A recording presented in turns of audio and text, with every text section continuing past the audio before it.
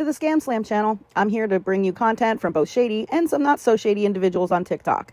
Ever scrolled through your For You page and come across a sketchy scam or a questionable character? Well, you're not alone, and that's where I come in.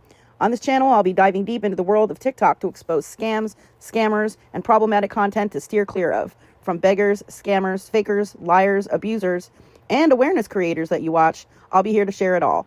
I'll be doing it all through showing live streams and adding in comments where appropriate. Be sure to look out for those red flags. So if you want to stay informed on what's really going on in the world of TikTok, then hit that subscribe button and join me on this wild ride. Let's expose the truth together, and reminder, don't send money to anyone on TikTok.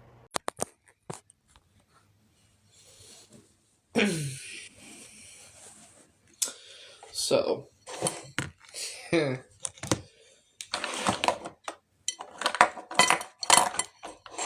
don't mind the noise, I'm trying to reorganize here. As you can see, I'm in my room, and this is where I've been the past couple days. Why, you might ask? Well, my thermostat is set at 72, but my temperature in my home right now is at about 60. It got down to 57 degrees in my house. That's where we're at.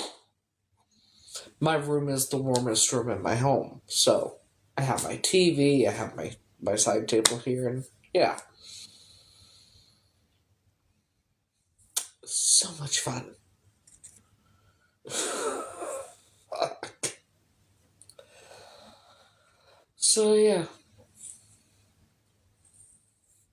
So much fun freezing my ass off in my own home.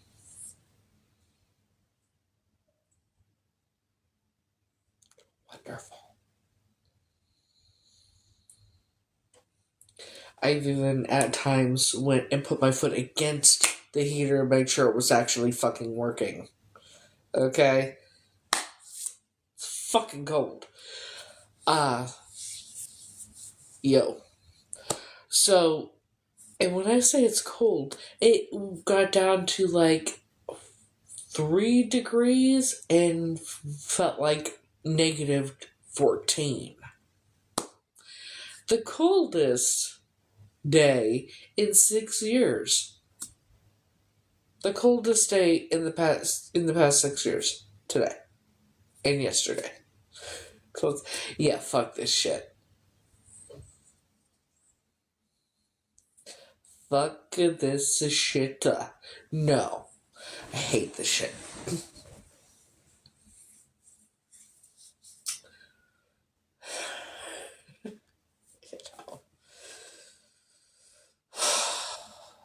So much fun. So how is everybody else?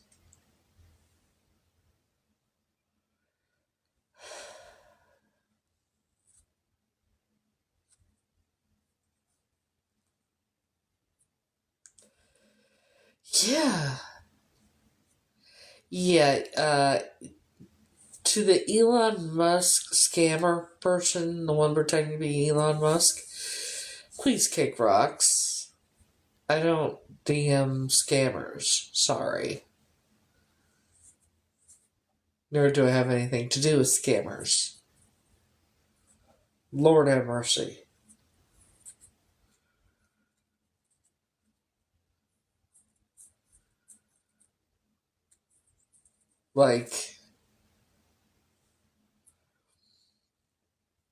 So I got to thinking about something. I was watching a video on my main account. That's how I posted it. She's probably a bit older than me, around my age, something like that. She's a survivor. And there's multiple islands, not just Epstein's, I guess. And then I saw another video that I duetted, where it has part of it's playing Gangster's Paradise. LL Cool J's performing it, and the other part, it goes back and forth from LL Cool J performing Gangster Paradise to pictures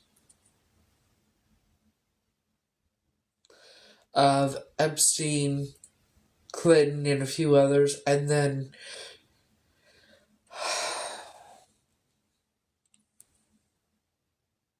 it's my most recent video on my main account. If you want to go see it, you'll know what I'm... Yeah.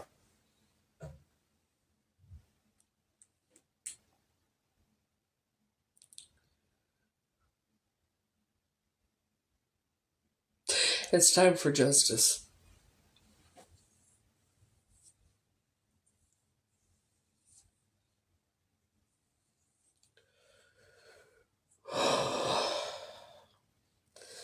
Like I say, it's starting to get harder for me to come on this app. Because the pictures and what everybody's talking about it, what's in the files, and seeing the pictures there.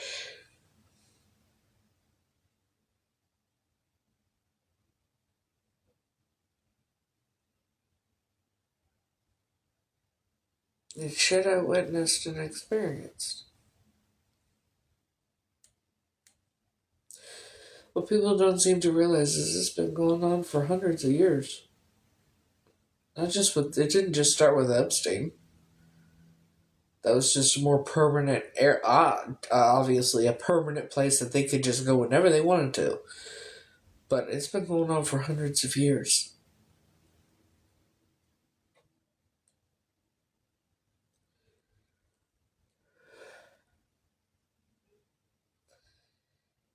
All the things, if you've read about it, heard about it, whatever, it's all true.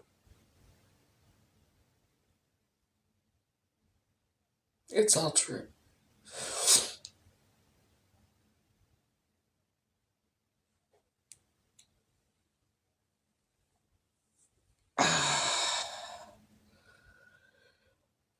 It's just getting hard for me to come on this app because, well, if you go look on my main account, like at my last video, I do edit, and you'll understand why I'm upset.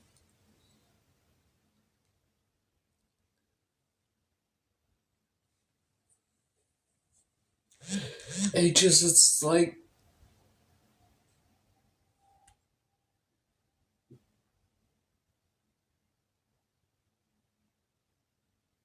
memories and witnessing is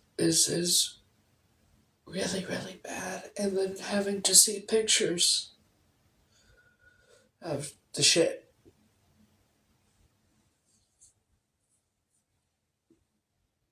Other shit I still don't remember.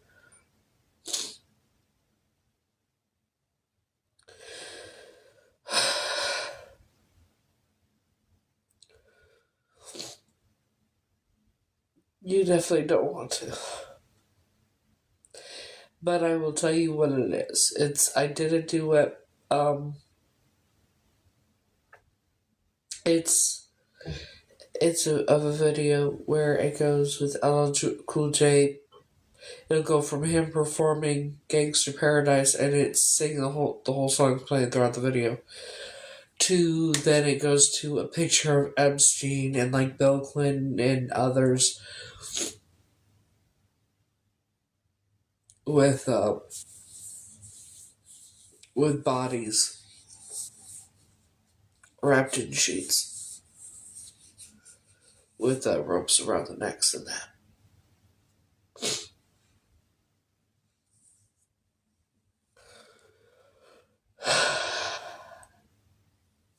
Hearing about it and seeing pictures of it,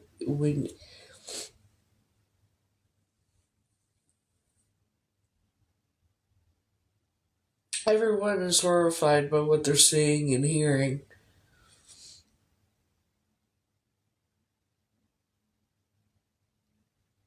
I experienced it. It's been going on for hundreds of years. I'm one of the survivors. And I've been thinking, the tunnels, that's how they end up getting wherever, right? Tunnel from that one room I was in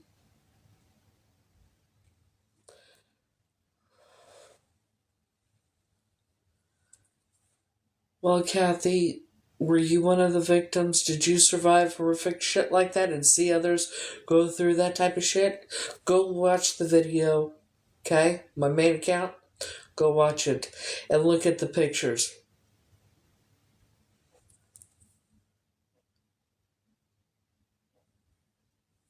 You don't know the hell I've been through and survived. And the rest of the survivors.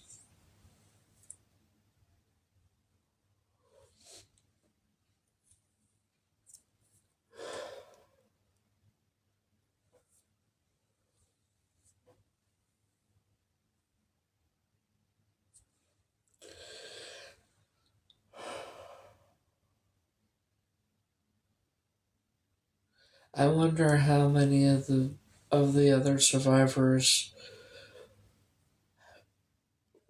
had tunnels in their bedrooms too.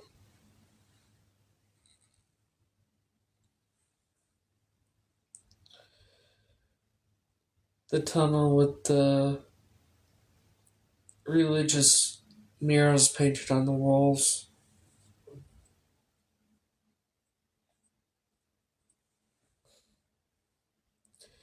I think somebody did, I don't know. I hope they did. But I just want to say, if I don't come on here for a while, I hope y'all understand why.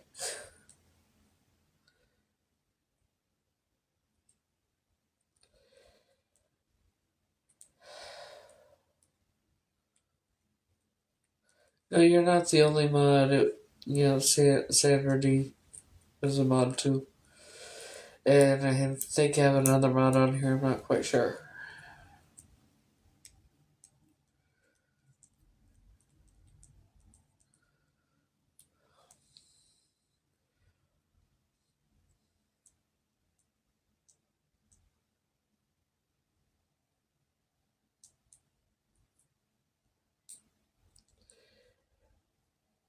And then and then I hear so many, I'm coming across so many people, so many videos talking about how Christianity and it's bad and the blood of Jesus, the body of Christ, and all that, right? It's bad, it's a cult, it's a. I've been saying this shit. I've been saying it. And I was called what? Blasphemy. I told y'all, Christianity was started by the Illuminati. People didn't want to believe me, and now look.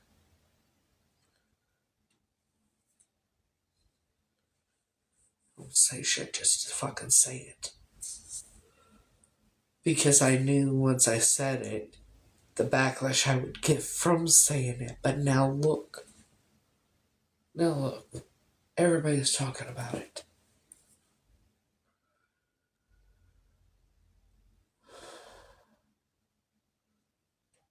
All the things that people said, that some said about me, like I was crazy and delusional and I'm this bad person. You name it, it's been fucking said about me. And now look. Everything I've talked about, the memories of the cages, the memories, just all of it. And it's all in the fucking files. Everything that people are talking about is all the shit I've said that I remembered. There's shit I don't remember that I'm finding out now. It's like, Jesus fucking Christ.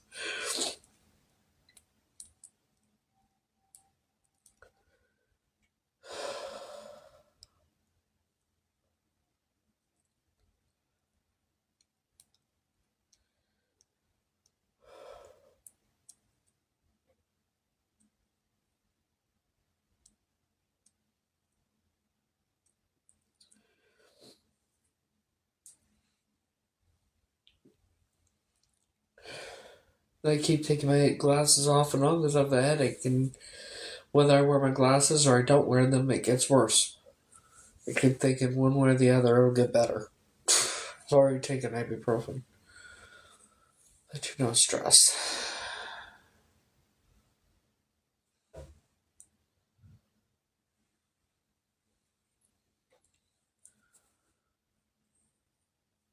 About the Illuminati? Headache. Migraine, not acid reflux. Wrong one.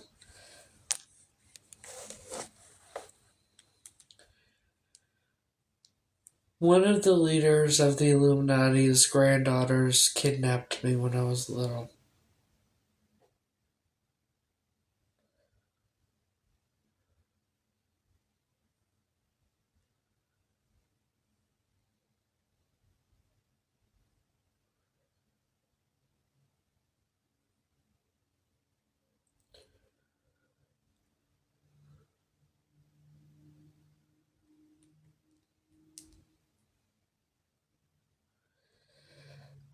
Yeah. I was told I have arthritis in my neck, but turns out I might actually have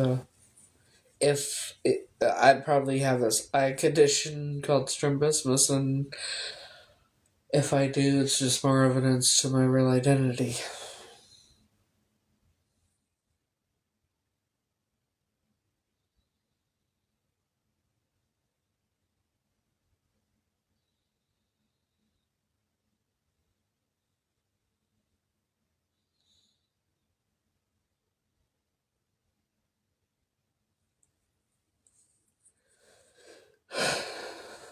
See, I was kidnapped when I was very little, and then I was trafficked. They called this woman that I called great grandma, they called her Graham and Mother Hayden. Her name was Alta Arian. Masons, Eastern Star, Knights of the Templar, Scottish Rites, those are the Illuminati. All the shit you're reading about that's come out is all true. All of it is true.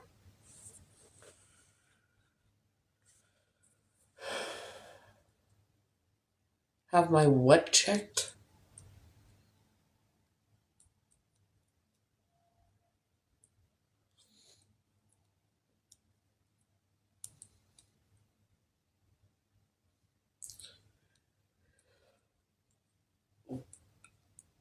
I don't think people realize how hard it wasn't an easy thing for me to do to talk about.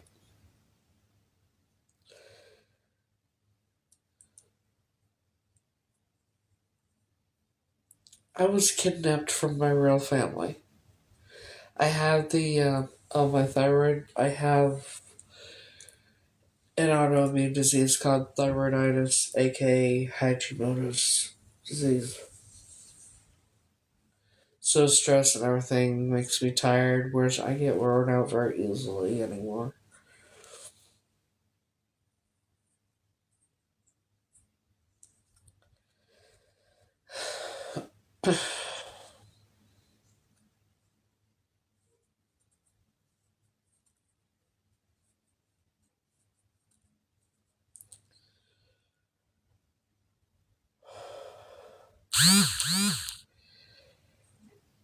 It was hard for me to finally talk about everything. And like I said, there's a lot I don't remember. But I talked about it because I knew I had to, even though I knew I was going to get the backlash I did. I didn't know it was going to be that bad.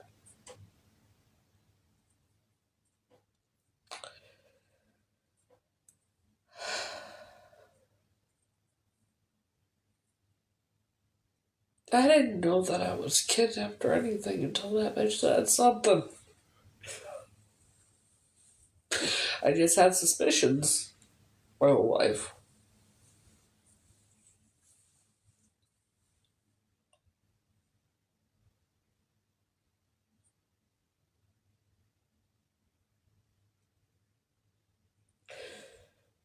And I'm 95% sure of who I really am, and I don't know if my royal family knows about me.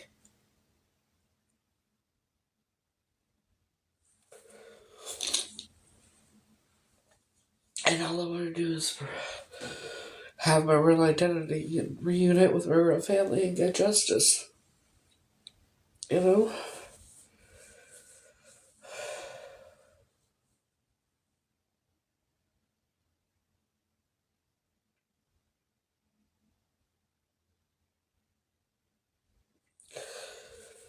I would like to get a hold of one of their books, though. Because I would love to find out exactly what is written about me in their fucking book. Thank you.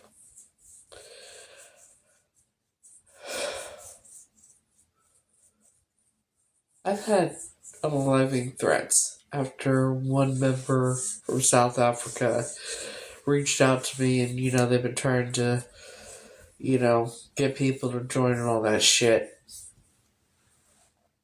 because members have been leaving. Obvious reasons. And I went on and on, and I said, there's reasons to be terrified of me because you know all about me. And he said, no, Grace, I don't know anything about you. I said, what do you know about Heather McCord? What's written in your book about her? And that's when he realized who I really was. And that's when he said, and I'll show you, I took screenshots of the whole conversation, but he went from, talking and trying to, oh, I understand, I was kidnapped, da da da da. And it went from that to when he figured out my legal identity. He says, okay, gotta go by. Okay, gotta go by. And then he blocked me, and then he unblocked me. He said he took screenshots. And he was in Chicago, and then blocked me again.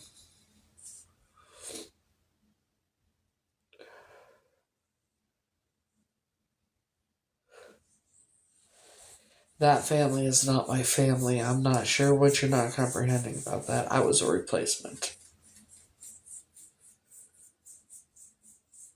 I wasn't the first replacement either. By all accounts, there were probably... Her first child was probably born in 1973. And then the one in the picture was probably a boy. And the stories I've been told by them, oh, this happened and that happened. How does a baby come home from the hospital a couple days after being born, roll off the changing table, and then just fine? I think that's how one of them passed. Another one was Linda told me that I would stop breathing at night.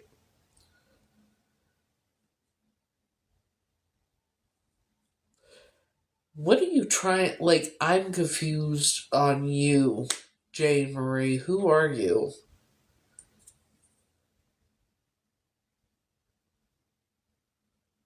Because I don't know who you are, number one. Number two, if you're doing what I think you're doing, you're barking up the wrong motherfucking tree and you're not going to succeed at it. See who this Jane Marie is. You're a legit person, as far as I can tell. Well, if I was kidnapped, Let's go back to the fact that I know I've had fake supporters and I still do Jana Marie, whatever your name is. You've been on my live several times, right? So right now you're speaking up and trying to what? Well, if you were kidnapped. But you've been on here quite a few times, right? So, I'm sure it was. Sandra, can one of my mods handle that, please? Hello. Let me make myself abundantly fucking clear. I will not tolerate anybody disrespecting me, trying to fucking discredit me and all that shit. I've been there, done that. It's a fucking rerun. Yes, I go back and forth from crying to I'm a fucking mixed up ball of emotions right now. Okay? And I'm trying to make sense of shit.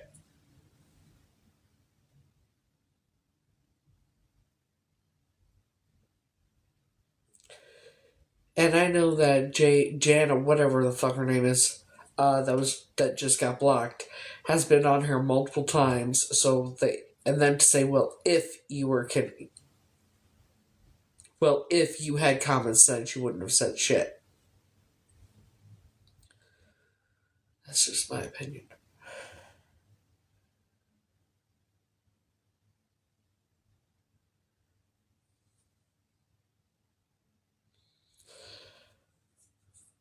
I would doubt it's going to come back that I'm not, but if I'm not, then I keep looking. Because this little girl's still missing. I'm missing, don't know my real identity. The sketch of the suspect looks identical to the woman I grew up knowing as my biological mother. I have a birthmark in the same exact spot. Mole right here. Yeah, she had one too. Oh yeah, I have a club thumb on my right hand, and you zoom in on her hand and her right hand, you tell she has one too. Not to mention, I look like the age progression and the family and so on and so forth. And the eye condition, I most likely do have I have a nerve in my face that doesn't work, and if they were to do, and I found that out because I had a 4-hour ear surgery where they drilled a hole in my hearing bone. Holes in my hearing bone, so they had to open it up. That's why this ear sticks out farther than this one. And they said that I could never have the surgery again because one of the nerves on my left side of my face doesn't work, and if it's touched just the wrong way, it could paralyze the whole left side of my face. My coordination has always been fucked. I can't catch a ball to save my life. My depth perception has always been bad. I've been slow at every fucking thing my entire life. And this is shit I got made fun of for. And then my eyesight's all, my eyesight is all weird. Half the time, sometimes my eyesight's blurry with my glasses. I get headaches when I wear my glasses. And this little girl, Catrice Lee, who's still missing, who's been missing for 44 years, that's who I'm 95% sure I am. She had the eye condition strabismus. I looked up all my I said, could all of this combined lead to, could this be what that is? And I said, yeah.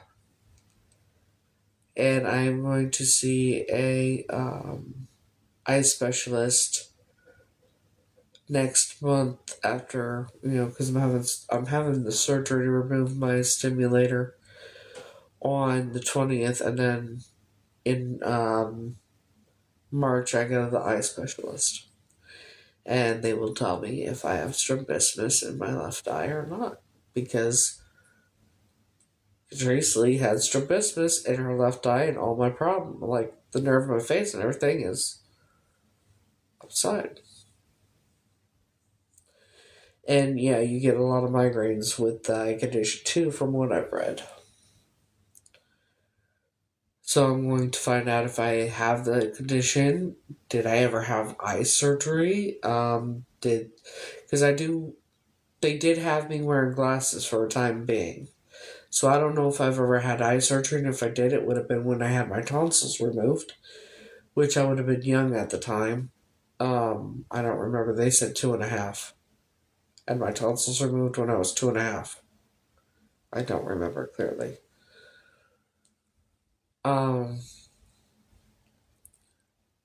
but I remember what the person was wearing that took me. They were wearing a gray suit or a gray outfit, gray jacket. I thought it was a gray suit, being so young. And I've always had the memory of the day I was taken, too. They gave me an orange safety sucker. It's one where the stick of it goes around in a loop. Um,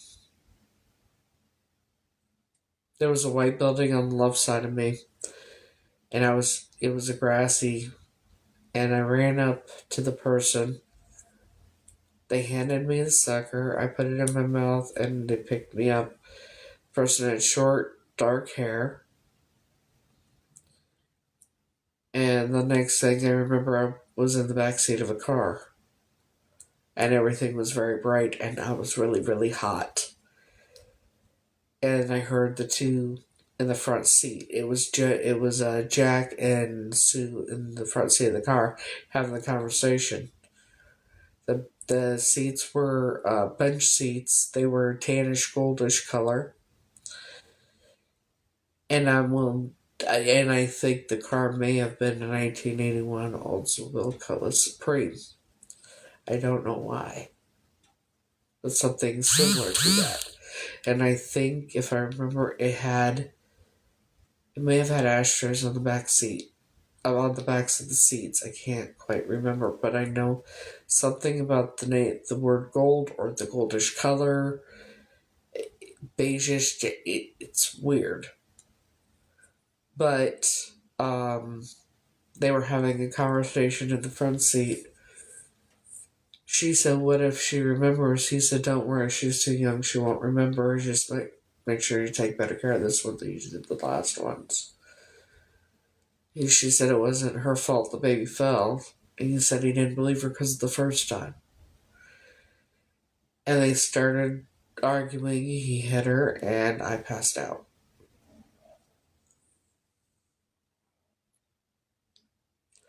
I don't remember anything after that except the next memory I have would have been me running away because I got out somehow. I escaped. And I remember it was warm out, it was sunny. And I ran down the block. I got out of the house, I ran down the block, and I ran up, crossed a busy street, got to the high school, got up to the doors before I could get to the fucking door to open it. Linda caught up with me in the car. And she got me in the car, beat me on the way back to the house, and then got me in the house where they proceeded to beat me. And the next memory I have is standing against the back of the shower in the tub with the man I thought was my uncle, that I grew up knowing as my uncle, up by the faucet.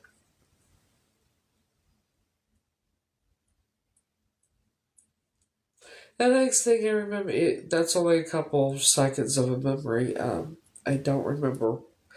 I can only imagine, because then I couldn't stop urinating, so. And they had to put me in diapers until they took me to the doctor, and I had to get a shot in my hip.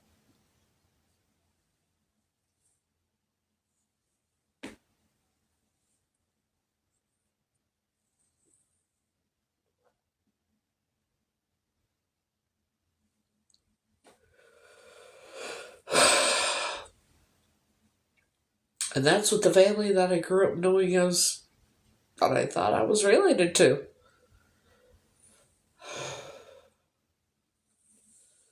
I started having memories of other things, though. When I was living in my car in 2023, I started having memories of the other stuff, about the other children and things like that.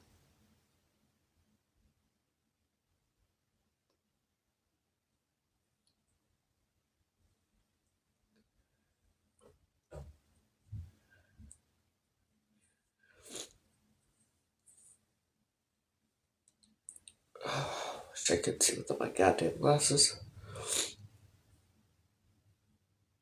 This is the Illuminati. What do you think? Think Epstein. All that shit? That's what this is. It's been going on for hundreds of years.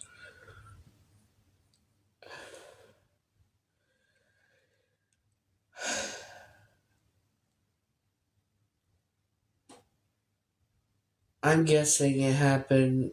That happened. I had to have escaped. It probably was September of 1985. Because it was still warm and it was in Iowa. Thank you. No, I do my own nails. I buy it, I get them. I get them and then. Well, it depends on how old I really actually am. We know I'm not Heather, so I'm not 45. If I'm Catrice Lee, I would be 46, so at the time, I probably would have been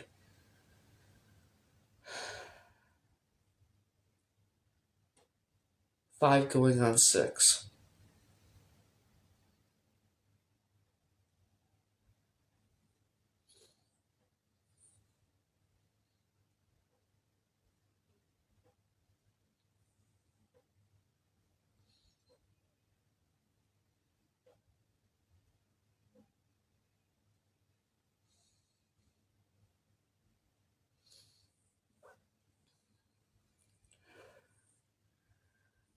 Yeah, it was about 5 going on 6.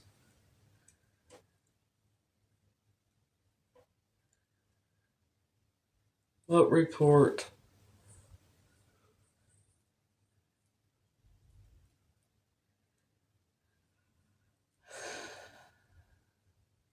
Sometimes.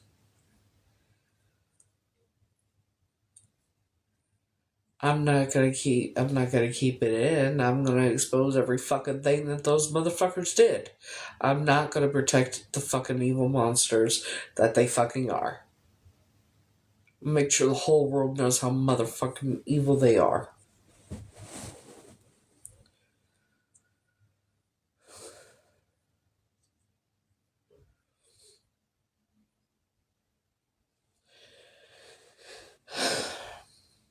I escaped for good in the end of January of 2023. I'm not Tanya, so if that's what you're asking, I'm not Tanya Michelle Williams, no. If that was the case, I wouldn't still be trying to figure out who I am.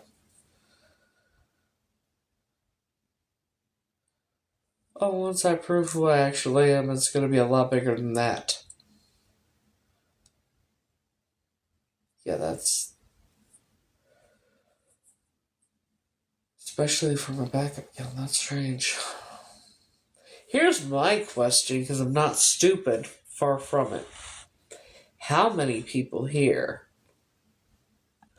are actually part of that fucked up cult? Or that family? Or are being paid to do whatever they're doing? It's nothing new.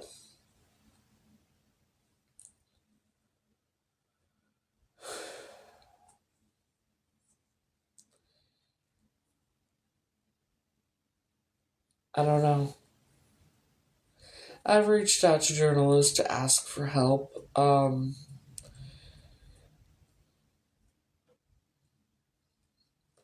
Okay, so here's the thing.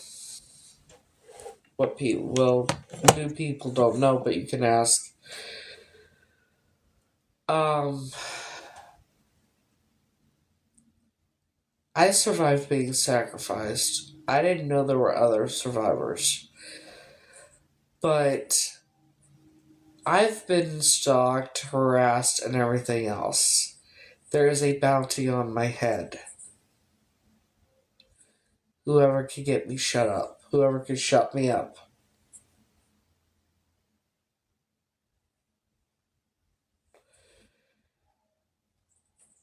And that was proven. That's been proven because of all the people last year and yeah.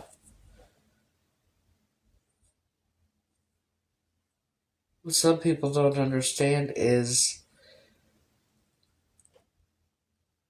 the woman they called grandmother Hayden and her husband Howard, Alta and Howard, members from other states. I think they may have been the main leaders here in the United States. Because when these other members who have never met them, because they've been dead and gone for a long time, like the head Pumbaa, whatever you want to call the fucker, at the Palm Beach Gardens Masonic Temple, knew Howard's middle name off the top of his motherfucking head. And Howard Arian died in 1992 in Iowa.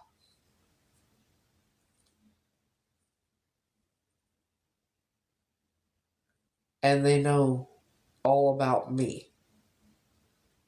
That's why when I proved who I was and everything, and then head motherfucker told me to come back because I had to go to vote, whatever, and I went back because I was living in my car. They supposedly helped the descendants.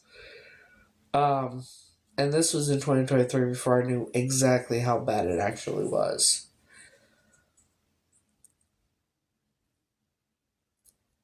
I go back and there's nobody there. I wait and wait and wait. Finally, some dude, one of the members, comes and pulls in, and he gets out of his vehicle. The closer he gets to me, the more nervous he was getting. And I stood up. I'm like, yeah, I'm here to get, I need to talk to the higher up guy. I'm here to get the answer. He's like, I don't know, I'm not that high up. Okay. So I made a phone call. They told him to tell me when to go back. Okay, have a great day. I thought it was weird. So I go back when I'm told to go back the second time. There's a car there. Nobody's answering the doors. All the doors are locked. I'm pounding on all the doors, nobody's answering the doors. So I sit and wait. I live in my car. I have nothing better to do at the time but wait. I'm a very patient person. So I'm sitting there waiting. I don't know how long I waited, maybe 10, 15 minutes. Dude in a big white van drives in. They all still dress the way Howard did with the dress shirts, the dress pants, and everything else. It's weird. And that was back in the 70s and 80s. Howard Arian was dressing like that. And so this guy gets out of his, it's a work van. Millard's, I'd have to watch the video to find out what it was. Because I recorded it. Because they acted fucking suspicious. And obviously now I know why. So he pulls in, gets out of the van, and the closer he gets to me, the more visibly nervous he is. It's like, yeah, I need to talk to the higher up. I don't know, I'm not part of it, I just do some work for them. That was exactly what he did. I don't know. I'm not part of it, I just do work for them. Okay. He's like, well, they're not here. It's like, there's a car right there. Yeah, they leave their cars here all the time. Evidently, I got really good at playing stupid my whole life for my own safety, that they believe that I'm actually stupid. Because how stupid do you think I actually am to believe that they're going to leave their cars there? I was like, it's okay, I'll wait. Okay. Gets in his big white van, makes a call, leaves. 15 minutes pass. He comes, pulls in, parks where he thinks I can't see where I can't see the big white van because I'm blind and all during the day. And hurries in. Hello. And so I go around, that's when I started recording. And I'm pounding on the door, and I was like, why are y'all acting scared of me? Is it because you know, you know the truth about me and that I was, y'all tried to sacrifice me and it failed and everything else. And they locked themselves in that fucking building. I got done recording, I got in my car, and sure as shit, here come 2 police cars. Now, these motherfuckers, if they want to get rid of somebody, they just get rid of them. They don't call the cops, right? So, I'm sitting in my car, and I'm thinking, uh-huh.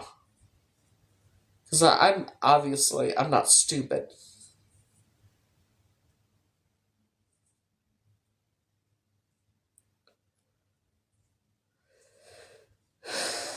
I have the video.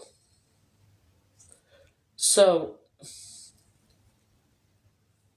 besides all there's over 200 lives on YouTube that's been posted and recorded and everything against. I asked her to stop, but I don't know if she has. So all the evidence is on there. I've said this multiple times. So the cops come. I'm in my car. What are you doing here? Let me see your driver's license. You know how rude cops are, right? Hand him my driver's license. He looks at it, hands it back to me, and then he says, just like this, now you know if you come back, you'll be arrested for trespassing, right? I've never had a cop talk to me like that before. But I knew then. Because the dudes, they came out when the cops showed up. 2 guys bigger than me. Head guys at this fucking temple. Hid in a locked building from me. And I wasn't wearing glasses at the time. But when the guy says, now you know if you come back, you'll be arrested for trespassing, right? I just smiled and go like this. Looked out my window, my windshield at the head guy there, and I just smiled and I said, don't worry, I won't be back. See, I'm a real child of God, unlike some who sell their souls for monetary gain. Just like that. Both men went white like Casper the fucking friendly ghost. Fear of God in their eyes. And I pull out. And I stopped before I drove off. And I turned up and I looked out my driver's window and I said, at least when I die, I won't be burning in hell for all eternity. Cop says, oh, now don't be like that. I said, I have proof of everything I say. And I drove and I went up. And I went down and around across because there was a Starbucks. Let's see, at the end of that road, there was a small gas station. Across there, then there was the median, and then there was like a little outlet mall and a Starbucks I would go sit at and charge my devices there a lot of times.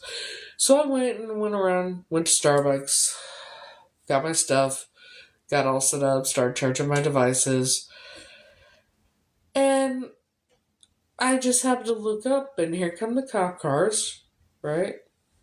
One drives off. The other one pulls in the small gas station and sits there. I was there for a good 2 to 2.5 hours, charging my stuff and just chilling. And that cop sat in his car in that little gas station for the entire time. I gathered my stuff up, got in my car, went around, and I pulled. And as I'm getting ready to pull on the highway, because there's no other way to go, except to get on the highway where I'm in the lane I'm in, I look in my rearview mirror, and that's when the cop is driving off in the opposite direction. That cop sat in that gas station parking lot, small gas station parking lot, to make sure I was not going to go down there.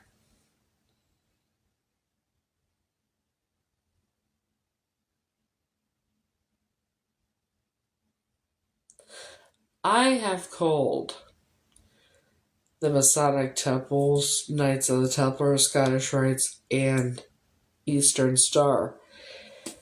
And I have said, I know the truth. I know you're all part of the Illuminati. And I said if my great-grandparents knew what they got themselves into, they would be turning over in their graves. I'm not stupid, far from it. But I said this to the lady that answered the phone with the Eastern Star. And her exact words were, "Oh, sweetheart, I can guarantee you they knew exactly what they were getting themselves into." The Masons said, "You don't want to threaten the Masons. What the fuck you gonna do about it, boy?" You know, that's like, don't, I don't play games. But yeah. I am written in their book. That's how these people know who I am. Because of my legal name. Well, illegal legal name. I'm written in their book. That's how I ended up getting the unaliving threat from a member from South Africa.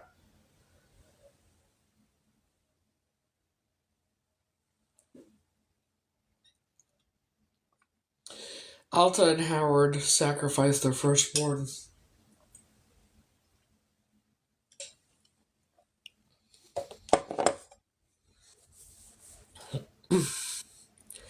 If you ever get invited to go to a chili dinner, any type of dinner from the Masons, Eastern Star, anything like that, just kindly decline because then, well, I don't have to tell you all this. Now y'all know. It's in the fucking files. Everything in the files. The shit I've been saying this whole fucking time.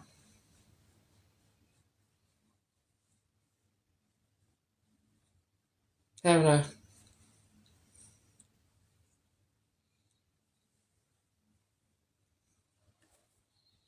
The tunnels, the cages, all of it.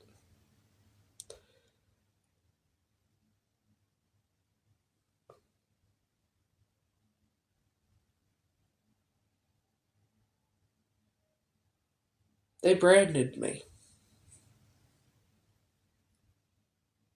I have three scars on my upper inner right thigh from cigarette burns.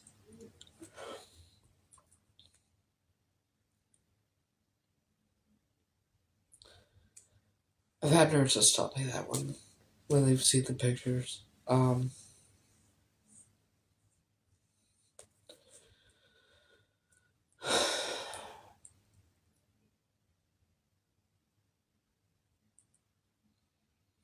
I wonder how many other survivors, like I said, had tunnels in their room like I did at one time.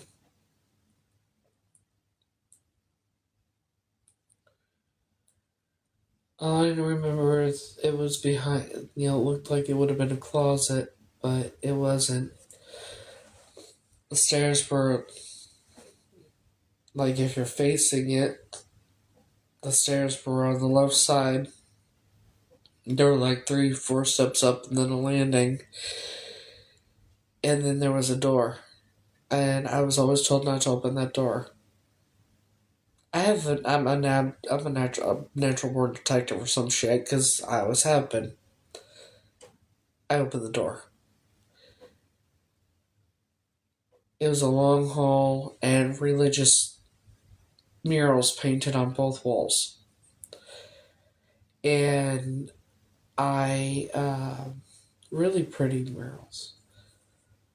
And I told the downstairs neighbor, she was my babysitter, and she came up. I remember Sue wasn't happy. Oh, excuse me, but she came up and she took a flashlight, she went down, and 2 hours later she came back and she said there was no end. The FBI? Oh, Lord. Let's see. Have I told the FBI? Yeah. I've talked to the FBI. I have phone recordings between myself and FBI. FBI are their lapdogs. FBI knows all about it. The FBI knows exactly who I am. Why do you think I've been getting roadblocks on getting help to find out who I really am? FBI, law enforcement, they're their lapdogs. Everyone wants justice, right? Everyone wants justice. Everyone wants these monsters to go down. The problem is, law enforcement is their lapdogs. The people that are involved in this cult are not just celebrities. They're doctors, lawyers, police, judges, politicians. They run the entire world.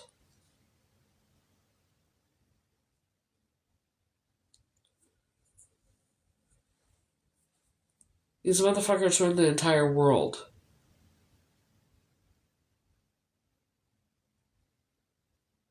They have their get-togethers or their international conventions every August 16th or 17th of every fucking year.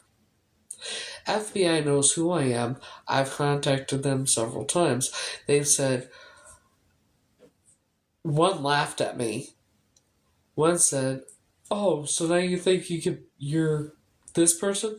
They had no problem helping me when I thought I was changing Michelle Williams, or when we thought I was changing Michelle Williams. I have to go over to another country. Because if it turns out I am Catrice Lee, they said I'm 95% sure. If it turns out I am her, the ones in charge of her case are Operation Butte through the military, the Royal Military Police.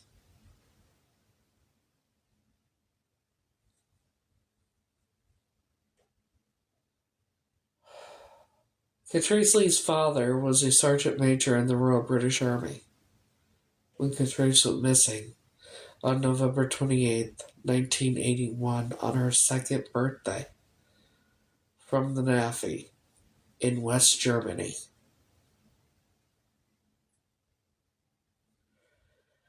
November 28th was 2 days after Thanksgiving. Carol and Bob, who I grew up knowing as my aunt and uncle, were living over there at that time because Bob was in the U.S. Army, and I believe they were stationed there at the time. And it's very plausible that the family went over there for Thanksgiving that year.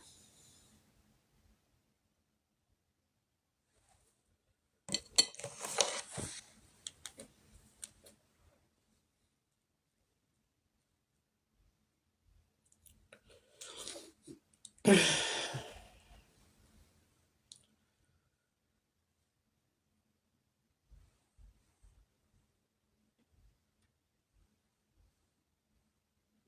see here.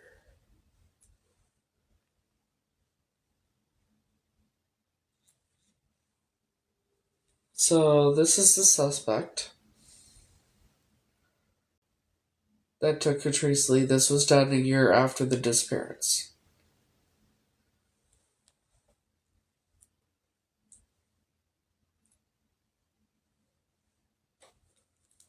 This is the woman I knew as my biological mother.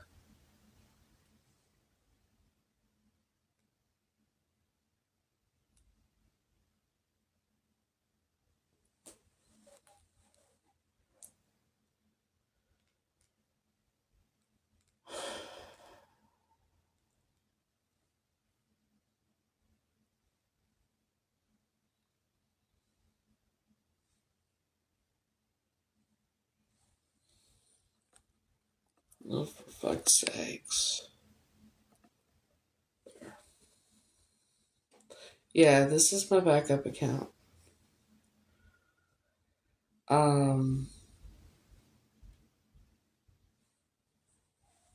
This is the age progression of Catrice Lee.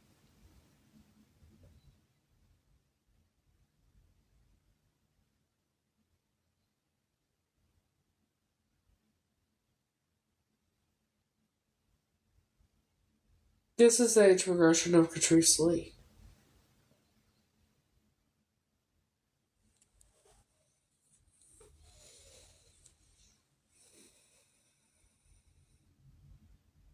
No. Age progression of her.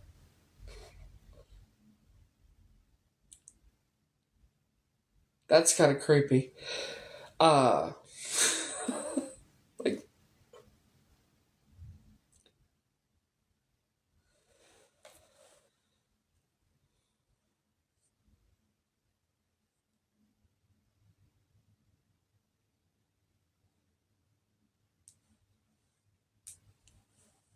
this is Catrice Lee as a baby. This is my oldest daughter when she was a baby. This is my youngest daughter.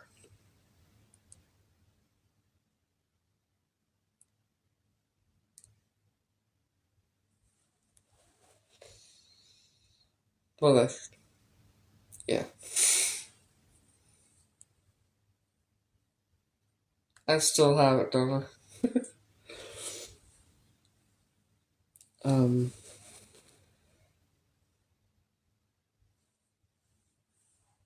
This is Catrice Lee's older sister.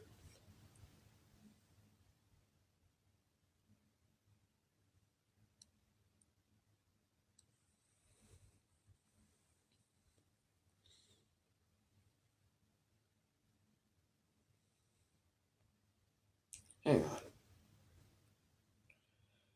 Hold on. Come on.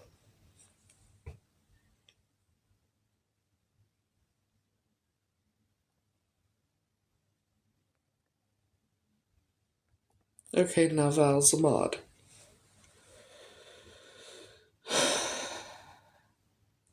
What, her sister?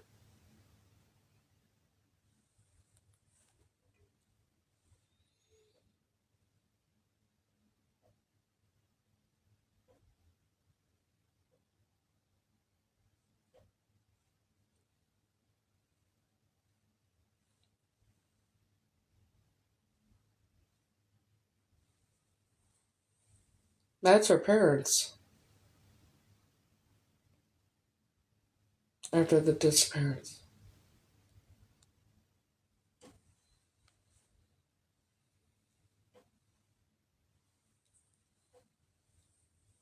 That's her father.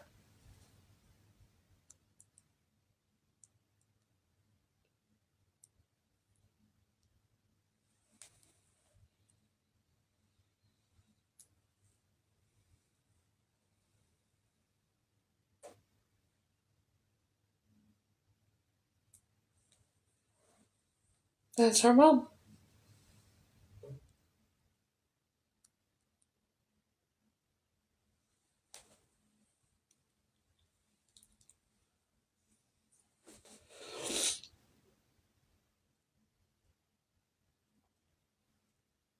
44 years.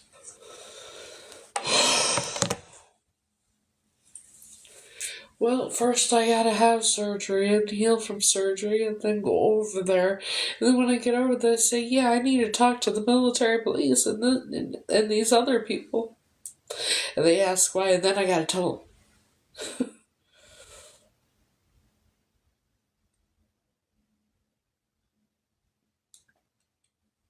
I don't know if the family knows about me yet or not. The Center for Missing Children people know about me over there. The slavery and exploited people know about me over there. One of the police departments know about me over there, and then there's another group that knows me about over there, and they want to help me, but can't while I'm here. I gotta be over there, you know.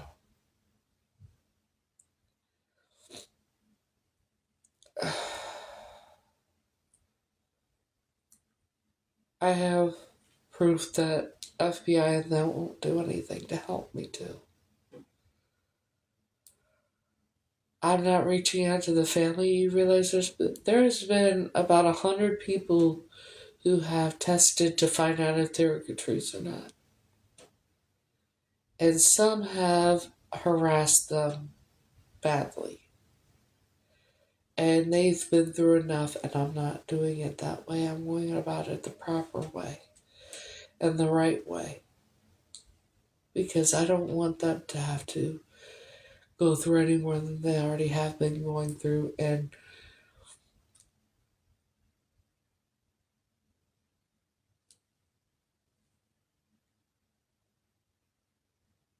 as much as I want to, I'm not doing it. I've contacted them, I've left messages, I've emailed a couple of times. I'm not stopping. Everybody should know that. Like, anybody that's been watching me for quite a while knows that I'm not giving up. I said that if I said I'm going to prove who I am, who I really am, even if I have to swim across the ocean. I said that, and I meant it. I got my plane ticket.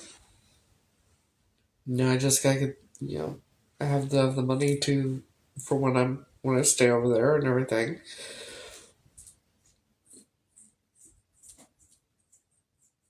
If anybody wants to help, the GFM is on my page. The link. Just saying.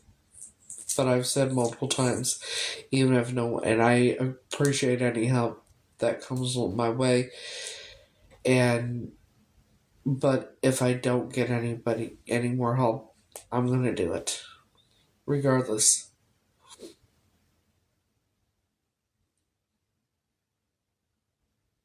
I've never given up. I'm too fucking stubborn, and if I am Catrice, I know where I get it from my father.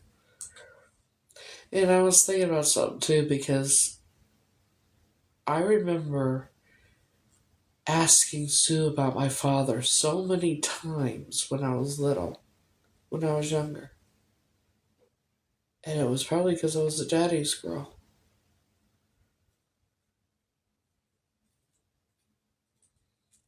How would I feel if I'm not Catrice Lee? Well, I don't know. I know I'm somebody, I just don't know who I am. Like I said, I'm 95% sure. I have the same birthmark, I have the same mole, I have, and I'm going to find out real soon if I have the same eye condition.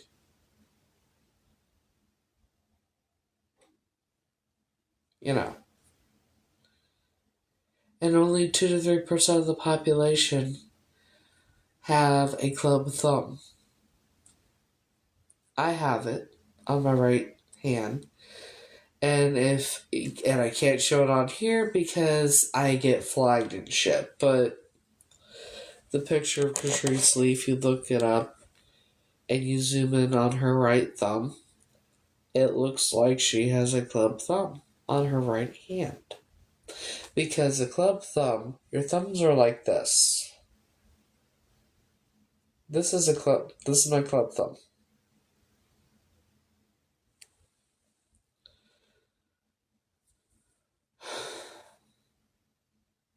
Everything happens the way it's meant to. If I'm not Catrice Lee, I am not going to stop until I find out who I am. Because what I do know for a fact is I was never supposed to be taken. I've been told that multiple times. I was never supposed to be taken.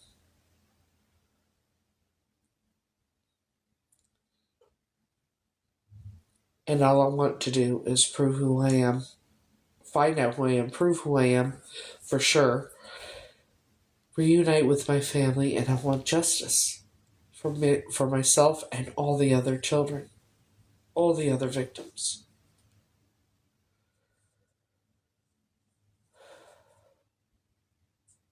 Hello, Maggie.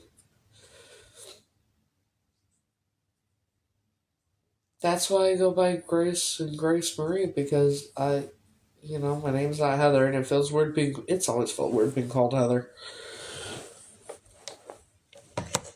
Always felt weird being called Heather.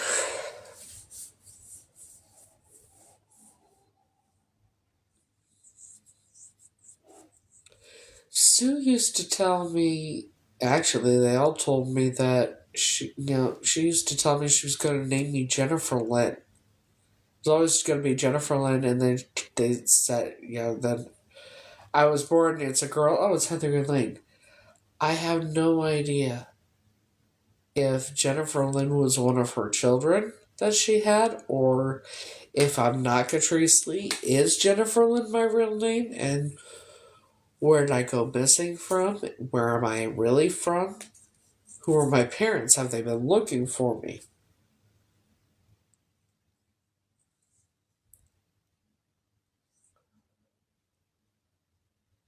It's like having an identity crisis because you don't know what else to do. And Grace Marie and Grace, it's a beautiful name, but and it was okay for a while, but it's just, I don't. Which family? The family I was in? Thank you, I appreciate it. I appreciate all the help. The family I was in are a bunch of psychopaths.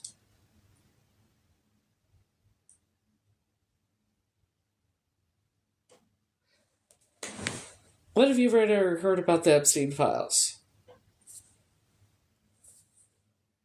Oh, Ancestry. Let me tell you about Ancestry. See, someone had bought me a test for Ancestry DNA. The results came back 12 days early.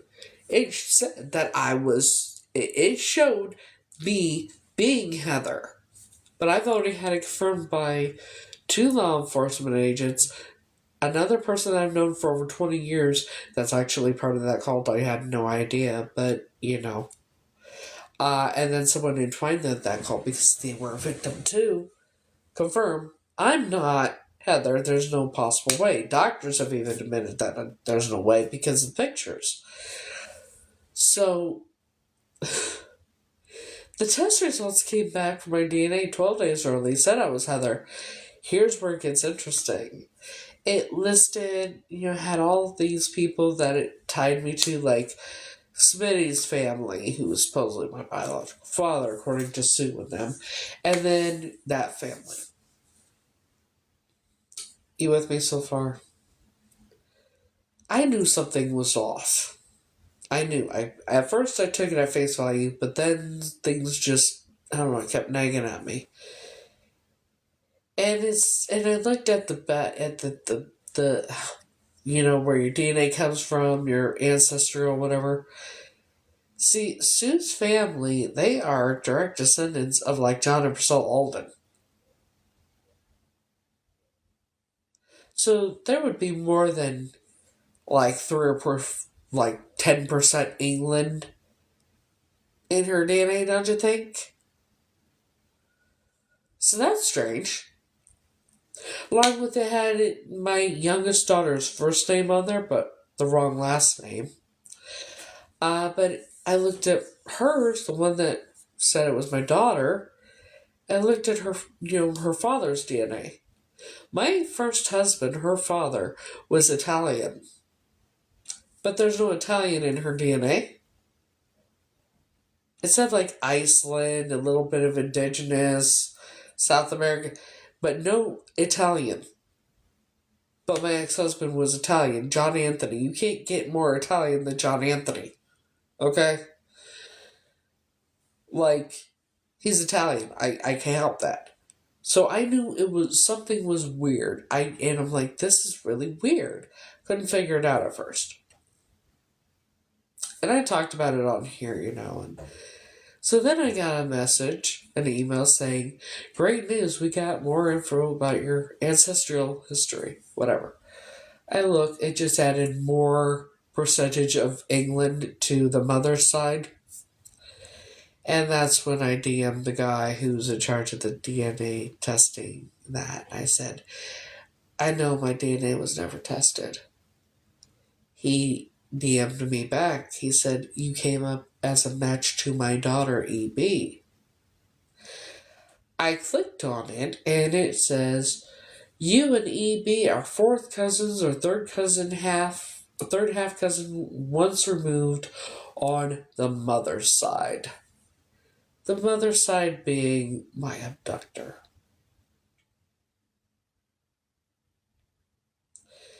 In other words, the guy who's in charge with the ancestry DNA testing is related to my abductors.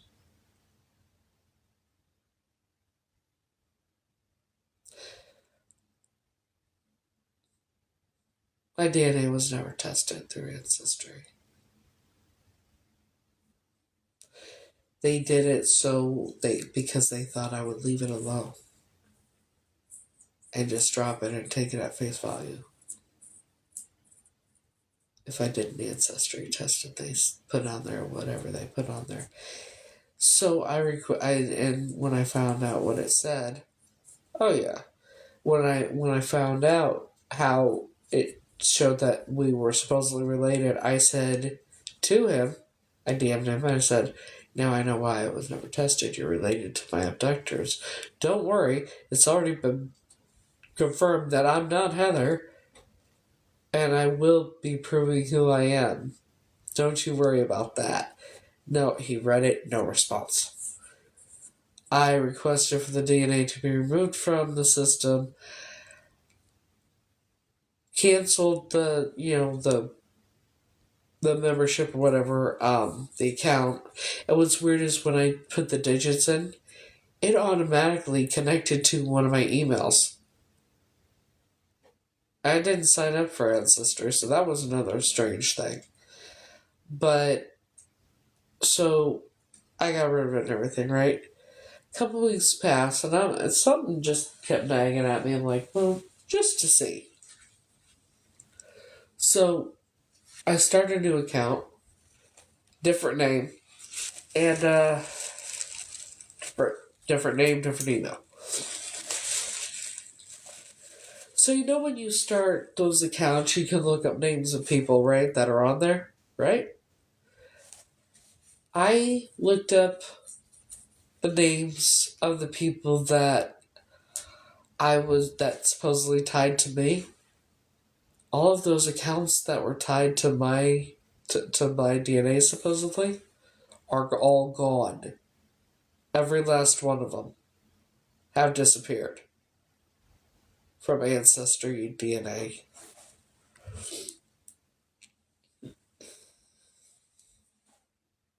Every account. The one that was supposedly my daughter, the one that was supposedly Smitty's nephew or whatever, and so on and so forth. Every account that tied to me, that fucked up DNA test, is gone. That's not suspicious at all, is it? When people go to that much trouble, that says something. When people are going to that much trouble to get me to stop trying to get to the truth, to go as far as to get a hold of the guy from Ancestry DNA, who they're related to, through his daughter,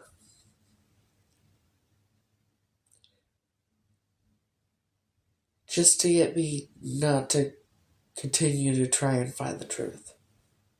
What the fuck does that tell you? My question is, why are so many people hell-bent on me not proving who I really am and not finding out who I really am?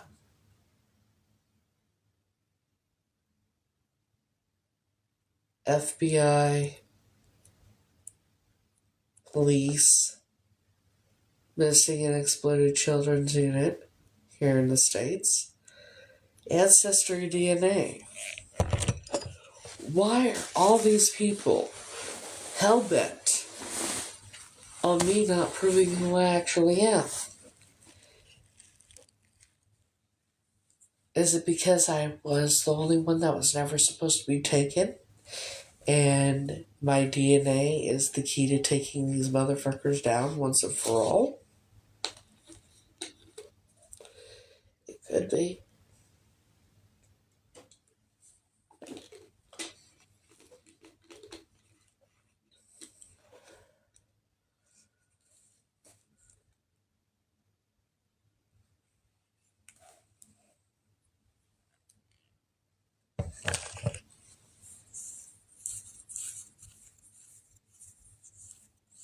Who's J.E.? Oh. Yeah, that wouldn't surprise me.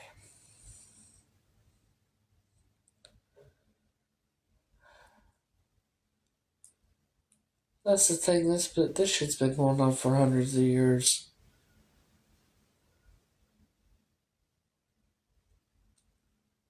I am, like, for the longest time, I didn't know there were any other survivors like me, and I'm seeing now that there are because more and more people are talking.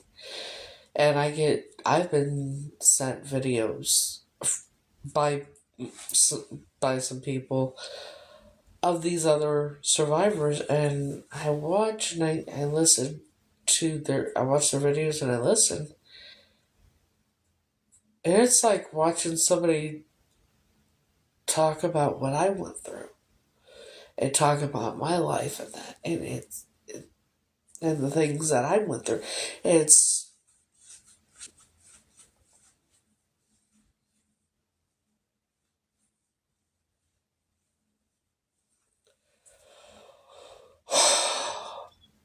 it's a lot, you know.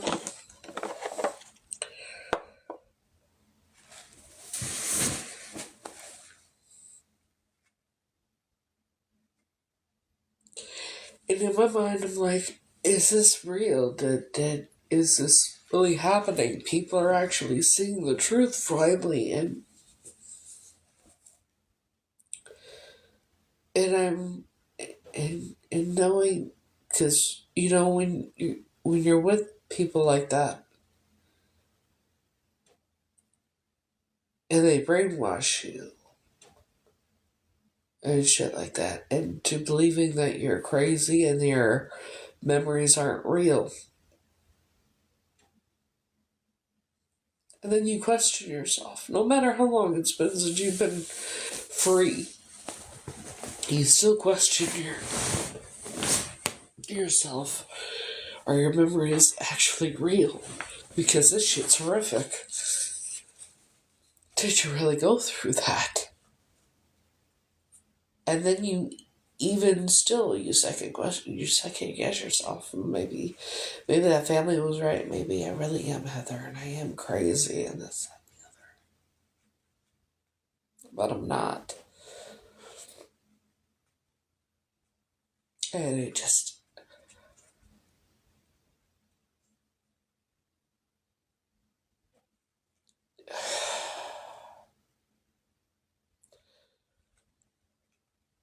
I will never understand it.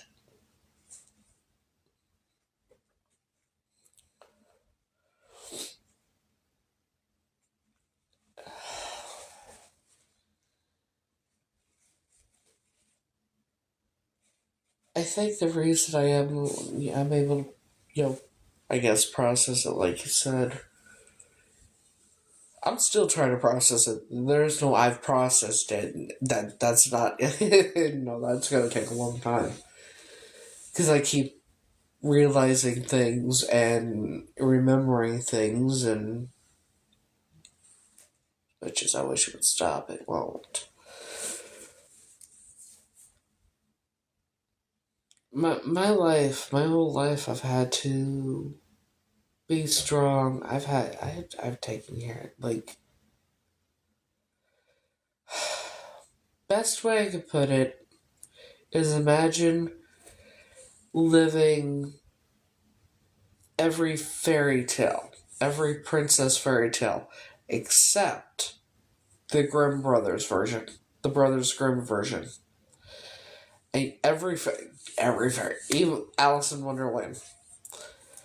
That was the homeless center. How is it? Like, oh, my mind never rests. Sometimes I lay in bed, I cannot, my mind never shuts off. I go and I take a shower and I'm going over things in my mind while I'm showering. I'm cooking, same fucking thing. I lay, same fucking thing. I go to sleep thinking about shit. My mind never shuts off. I don't know how to rest. Even when I'm sleeping, I don't rest. You know, I could be a therapist. Sweetheart, let me explain something. I don't trust therapists. I've been misdiagnosed with so many things. At one time, they had me on 30 different prescriptions, things I did not need. I've been diagnosed with schizophrenia and everything else,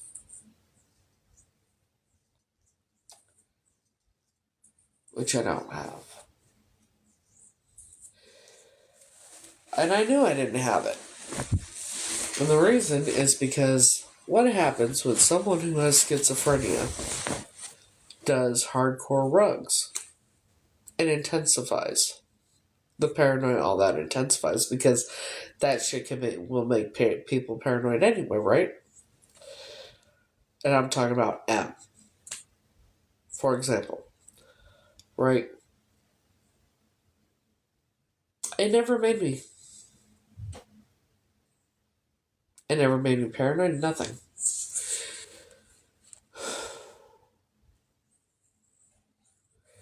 I do. Believe it or not, I am happy a lot. Well, for the most part, I enjoy the simple things in life, and but I want more out of life. Obviously, I want for the longest time, I felt like if I wanted extravagant things and riches and all of that, that I was selfish and no better than them, and that money was the root of all evil and all that shit. And I've given the shirt off my back. I've done all that, and I've gone without to help others. The truth is, I know that's not true, and I'm learning that I deserve good things and I deserve to have whatever I want.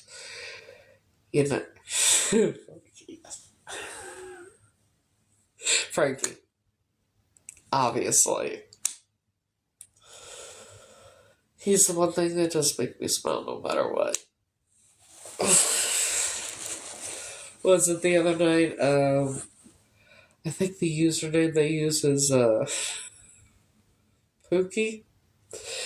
They were like, they wonder if he knows how much my eyes light up when I talk about him.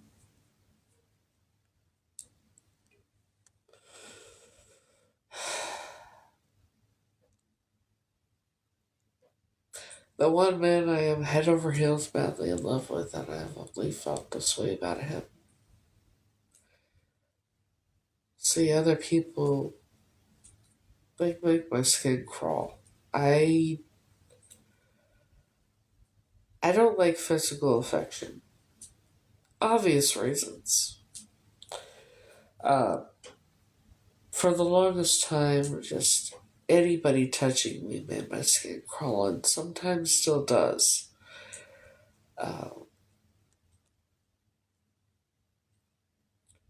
But him, it was very different with him. Even his family. I don't, like, for the longest time, I thought it just was everybody made my skin crawl. Anybody that would touch, get close to me. And I have kids.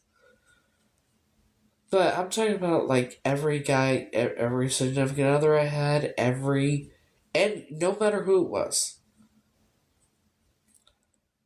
But then I don't know what happened. Granted, they all still make my skin crawl. Clearly. But not him. Him, his family, I've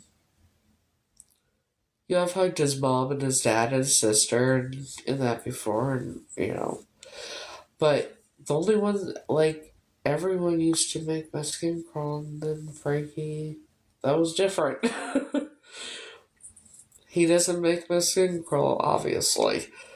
But yeah, I don't know who Pookie is, but whoever's behind name, but they always change the subject when I'm upset or mad and bring it back to Frankie because,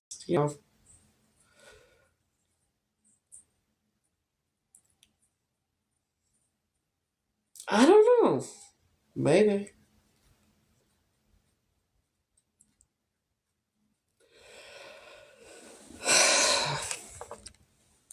I don't know.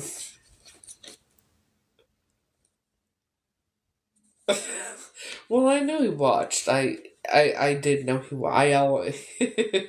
I know when he's watching. I know when he's watching when I sing.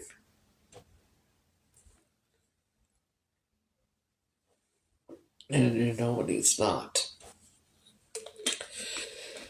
Because being an empath, you pick up on people's emotions. And if it's someone that, say it's your soulmate, you pick up on their emotions. Oh, do you pick up on their emotions?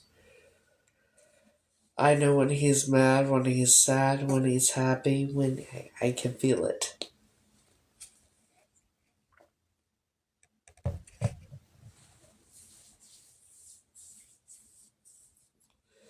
I can feel it. No matter how far apart we are, I can feel it. And I know when there's times when, yeah, I think about him all the time. That's obvious, but there's times when I do other things. I still think about him, but I'm not really overly thinking about him. But then there's times where all I can do is all I think about is him, and I can't concentrate on anything else, and I don't know why. But I know they say when you're thinking about someone, that person is thinking about you too. So I figure if that's true, then when I'm thinking about him, but I'm like not really, you know what I mean? A little bit, just thinking about it a little bit, but not really. It's probably because he's very busy at the time and teaching or whatnot. And then when it's on overload and I can't think about anything else, it's because he's really thinking about me and not much of anything else. I could be wrong, though. I could be fucking wrong. I don't know. But he's releasing a song on February 13th, and it is the most beautiful song I've ever heard. It's my new favorite song. It hadn't even come out yet.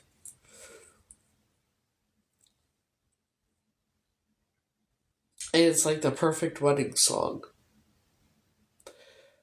And if I were to ever marry him, he would have to deal with his song being a wedding song, if that makes sense. God, why am I crying? That's so weird.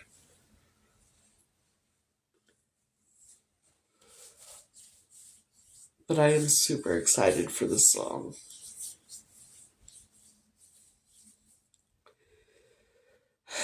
Now, if I could get him to come see me for Valentine's Day, that'd be great. You know.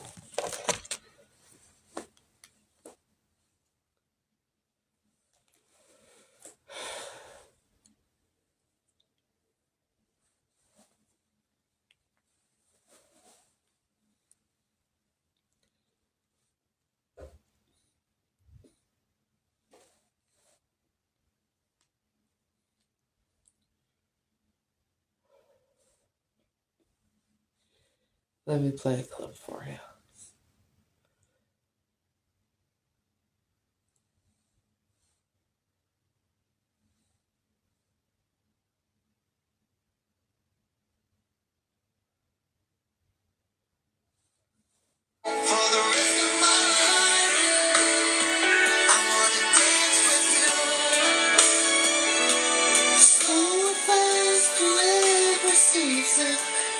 Every storm we walk through, you're the love I didn't dream of.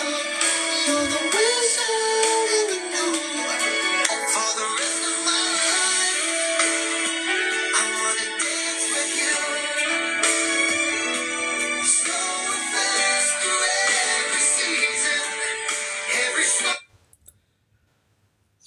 My favorite song.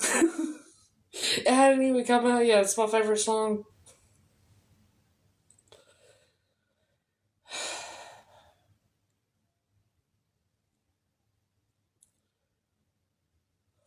Oh, shit.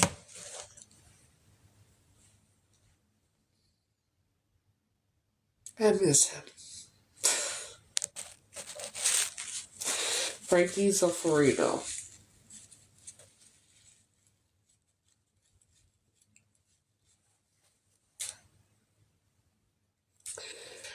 I've been in love with that man for over 5 years now. And waited for him and been true to him and all that. A bit patient. And I figure if he didn't feel the same way about me, you would think he would tell me, right? Because he knows exactly how I feel. He's known he's known it almost the entire time. I've told him to his face.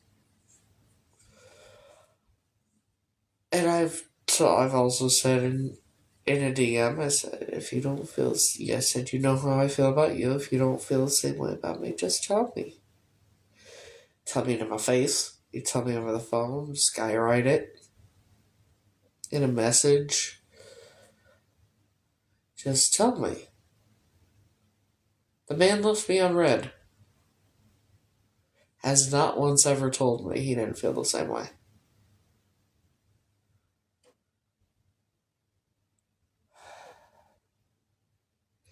But I know he's been hurt a lot, and I know that he never wants to be hurt again.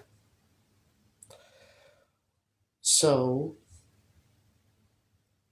that might be why I've been I keep expressing how I feel about him, and I keep letting him know.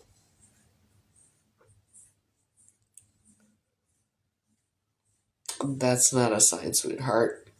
Especially when there's still flirting going on. Yeah. Nice try, though. I mean, if you know the man and he's told you something, I highly doubt that, but, you know. See, the only person that can tell me he's not interested in me is him, and knowing him, he would actually tell me. Not leave me on red. So, that doesn't work. And the first time, I met him, in person,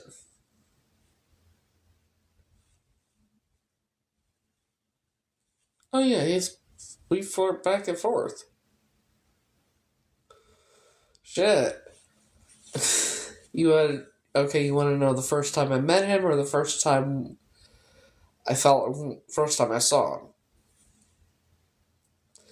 First time I met him in person, it was at Wigs and Wishes 2022. Yeah, 2022. And, we had the meet and greet and everything, which was great. And then it got interesting throughout the night. Like, when he was performing, he serenaded me. Girl, all I know, baby, is every time you're near. I'll show you. And in the background, you can hear his uncle, yeah, Cheech, go, Cheech, go. Yeah, they call him Cheech. His uncle one of his uncles, found me in the crowd and started talking to me. Yeah.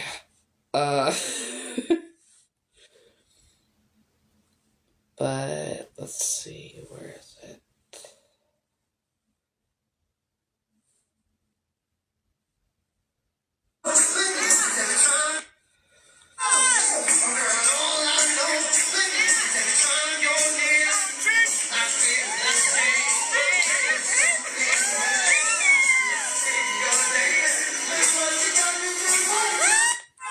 So there's that. And then I got this amazing gift a couple days after that. That I did not ask for, nor did I know that I was going to be getting.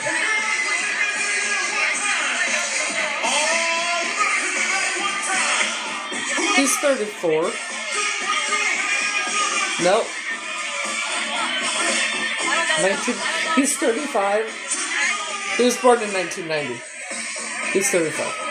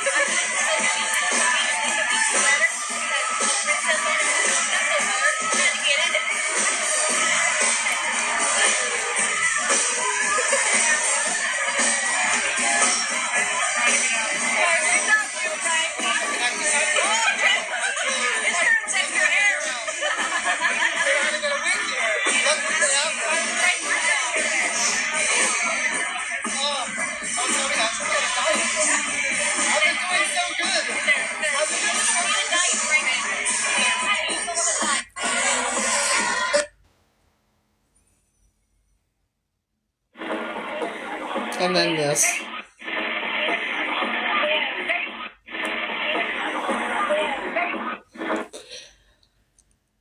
Now, because of the life I've had and that,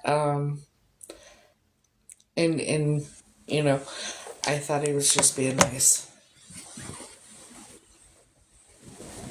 And I still question it, if he was just being nice or if he really was flirting with me or if he feels the same way. I don't know.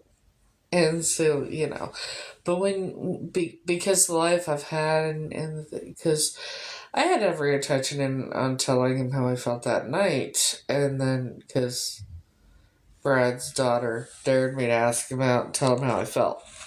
It's like, all right, bet. And Lynn is like, why would you do that? I was like, what? Why would you embarrass yourself like that? I was like, why would you say that? Or I said, what are you talking about? And she's like, he would never be with... Look at him and look at you. He could be with anybody he wants. He would never be with something like you. Not someone like me. Something like me. So I didn't tell him. I didn't ask him because I kept hearing her voice in my head. And since then, I've had a lot of several females tell me he would never be with me because I'm delusional for thinking he would ever be with me because we come from two different... You name it. You know, he won't be with you because of this. He'll never be with you because of that. And you're just delusional, this, that, and the other. I've heard it all. So I've gotten to the point where I'm like, did he tell you that? No. Did he think that and you read his mind? No. Then shut the fuck up.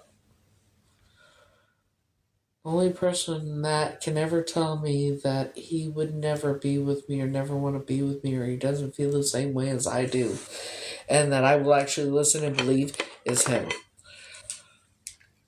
And he hasn't. He hasn't told me either way, damn it. And I say, I'm a big girl. I can handle it. You don't feel the same way about me. I can handle it. I don't care how I feel about you. That's just it. All that matters to me is he's happy. I would love to live it if if he would, he and I got together, and I could be the one to make him happy, obviously. But if it's not me, if it's somebody else, as long as they make him happy, and that's all that matters. Will I ever be with anybody if it's not him? No. Fuck that shit. He's the exception. I decided back in December of 2020 I was never going to be with anybody. I was fine being single the rest of my life. I was never going to fall in love. February 2021, that all changed when he came across my For You page a week after I downloaded TikTok.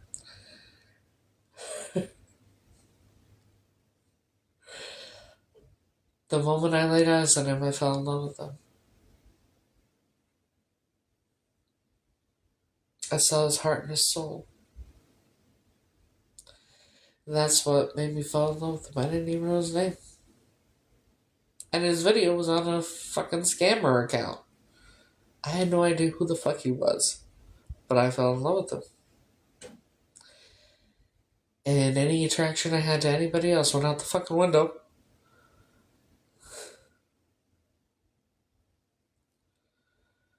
So I've been in love with this man for 5 years now. A little over 5 years.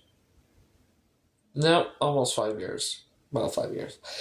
And he knows.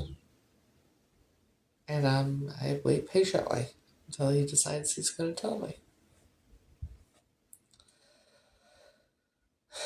You can lead a horse to water, but you can't make him drink.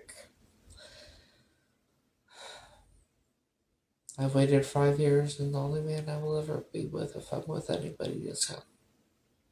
The only person I'd ever be with is him.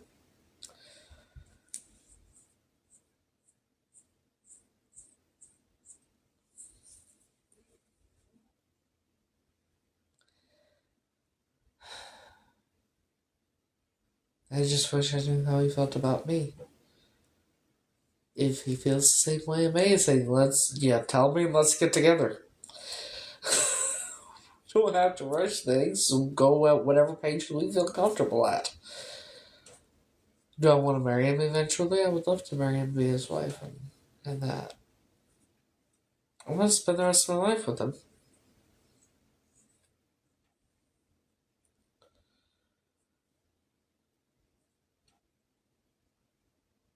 That song, I knew I loved you before I met you. I think I dreamed you into life. I knew I loved you before I met you. I have been waiting all my life. Well, damn. You never know. That would be amazing. But everything happens the way it's meant to. And as much as I'm in love with him, that's the thing. I would have loved to have been with him a long time ago.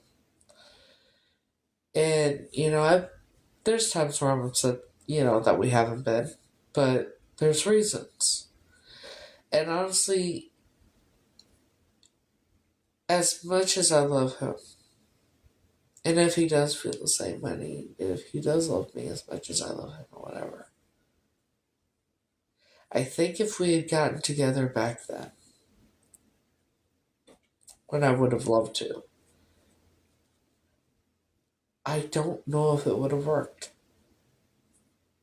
I don't know if it may not have even worked out. Because I had a lot of healing to do, and I know he had a lot of healing to do. And I'm not a one-night stand type of gal. Fuck that shit. So, yeah. We both had a lot of healing to do.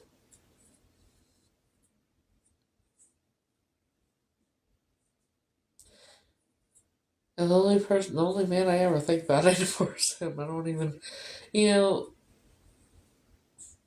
there'd be times when I would think about my ex, what a jackass he was, and all that shit still.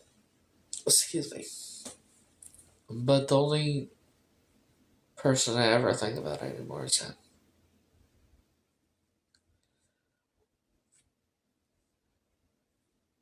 Because he's the only man that means anything to me. Frankie John Zolfarino is the only man that I could ever see me spending the rest of my life with.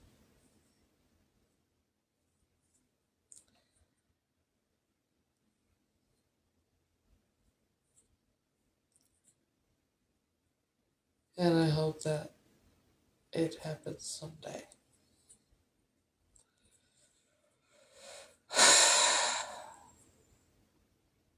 What I would give just to spend quality time with him.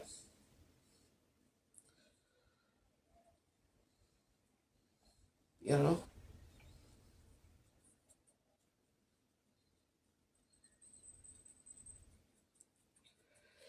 Damn it, I'm tired of crying.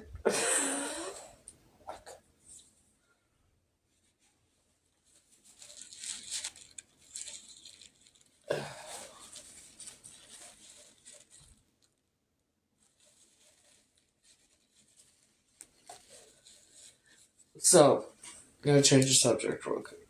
Somebody asked me when my surgery is. Thank you. He's 35. Um, well, not really a tour. I think he's planning on having a show at some point. Um, you know, tours are expensive. You know, we gotta get him mainstream and that kind of thing. Let's push his music out there. Z-Mob does so much. We try. We do our best, and he does his best, and we all do our best to get it out there. You know? So, um, my surgery is scheduled for February 20th.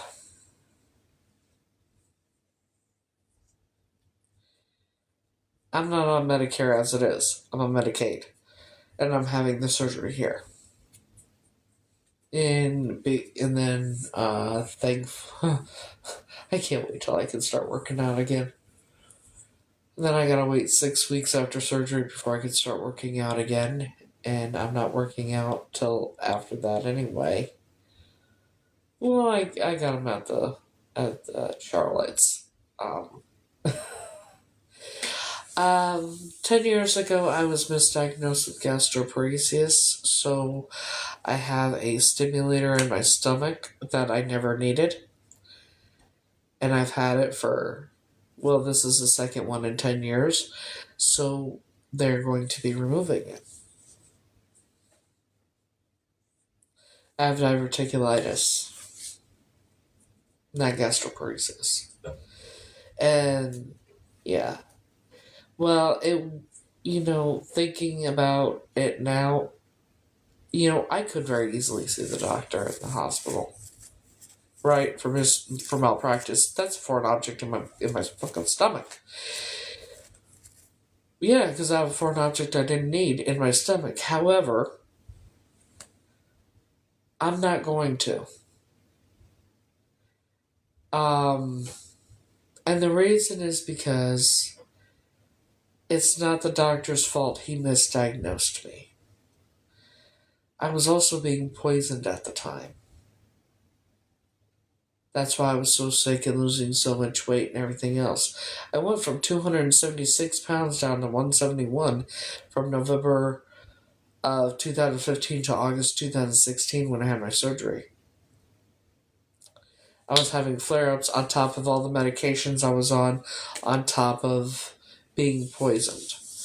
So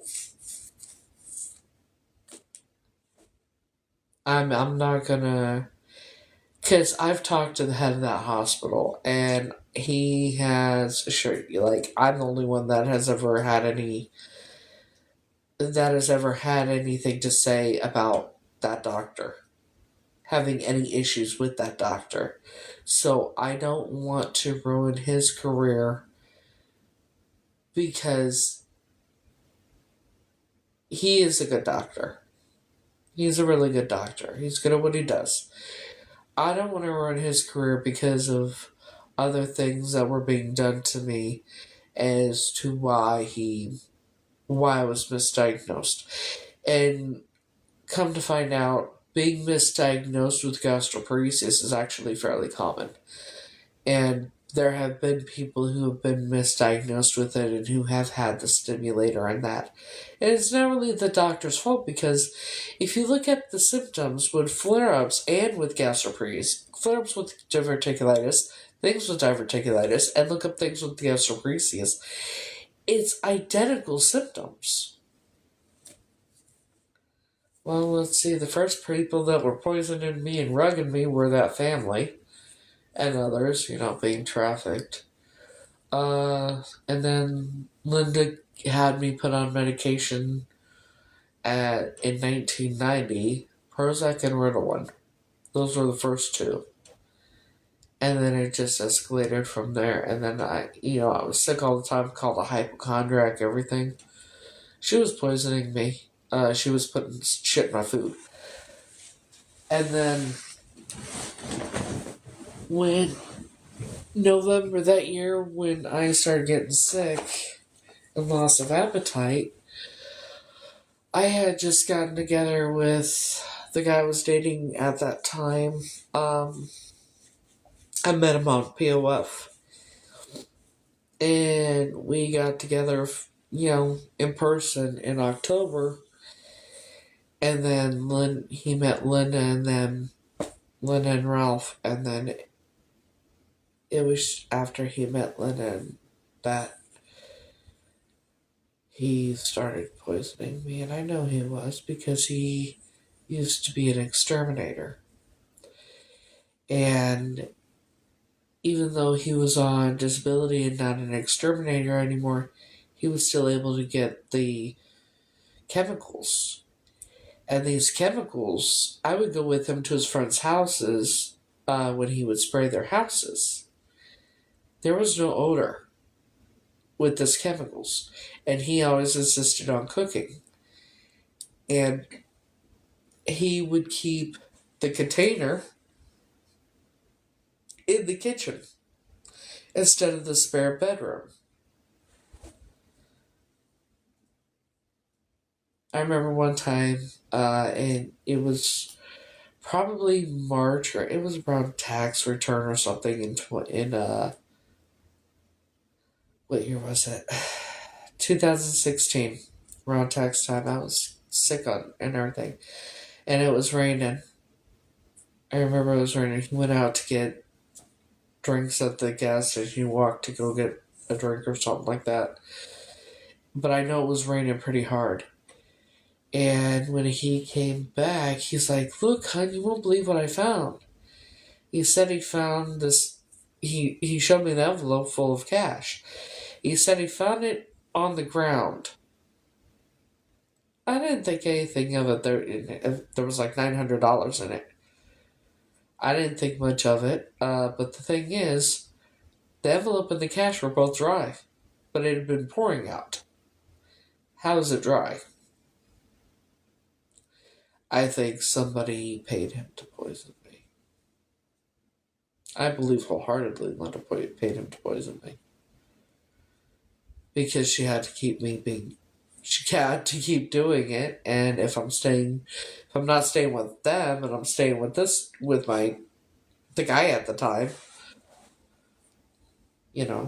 she can't let me know that I'm not sick. She can't let me know that I'm, know what I mean?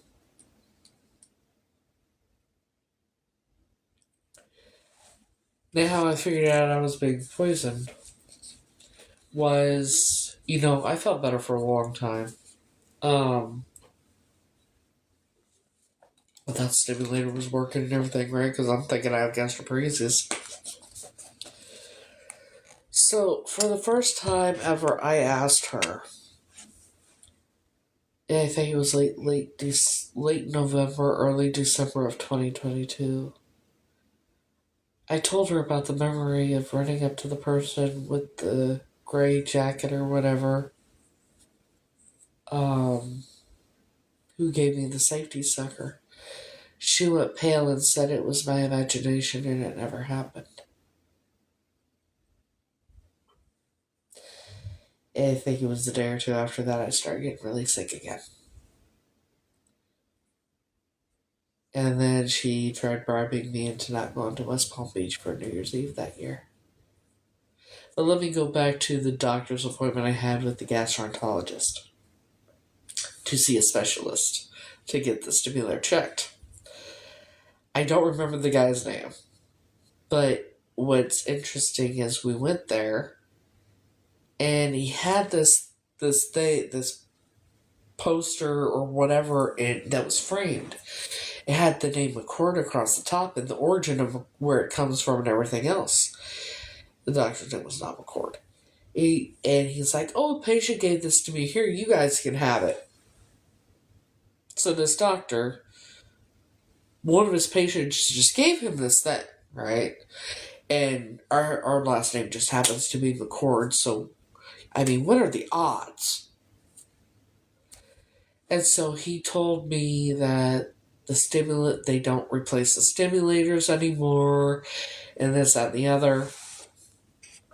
So my plan was I was going to go for New Year's Eve to West Palm Beach, and then I was going to go back and have my stimulator removed and just enjoy whatever time I had left.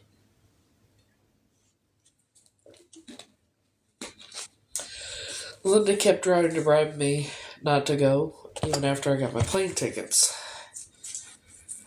And up until the day I left to go to Florida, she had offered me about $600. I said, no, Ma, I need to go. I need to enjoy my time because when I come back, that's it. I'm going to have the stimulator removed. I'm going to, I need to do this. She was not happy I was going. And, well, I know why. It's because she was poisoned. She started putting shit in my food again.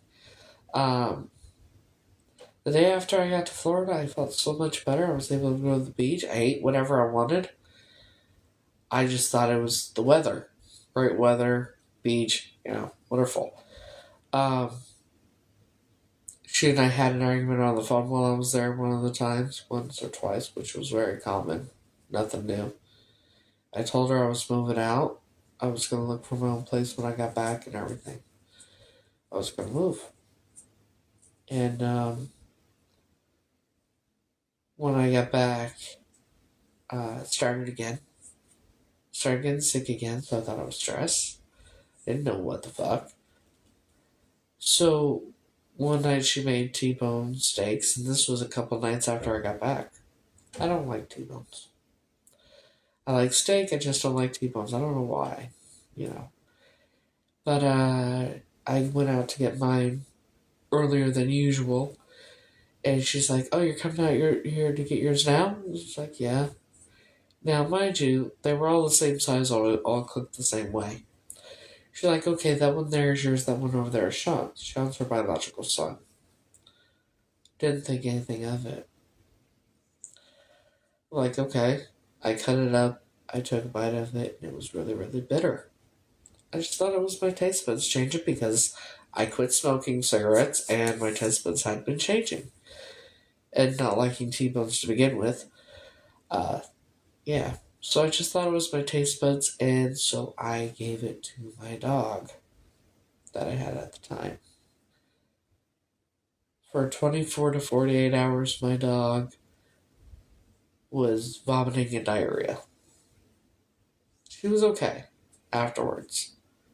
But that's how I found out Linda was poisoning me. That's how I found out I was being poisoned, because I gave my food to my dog. And that's when I started locking myself in the room and never. I would not even. If she offered me McDonald's, I wouldn't take anything she offered me. Fine, fuck you. I'm just trying to be nice. I'm like, no, we're good, we're good. No, fine, fuck you. I'm just trying to be nice. That was her answer because I refused to take anything she would offer me. So because of that, she started putting something in my Sprite, my 2 liters. And I know this because I went out. I kept the 2 liters in the kitchen, thinking nothing of it.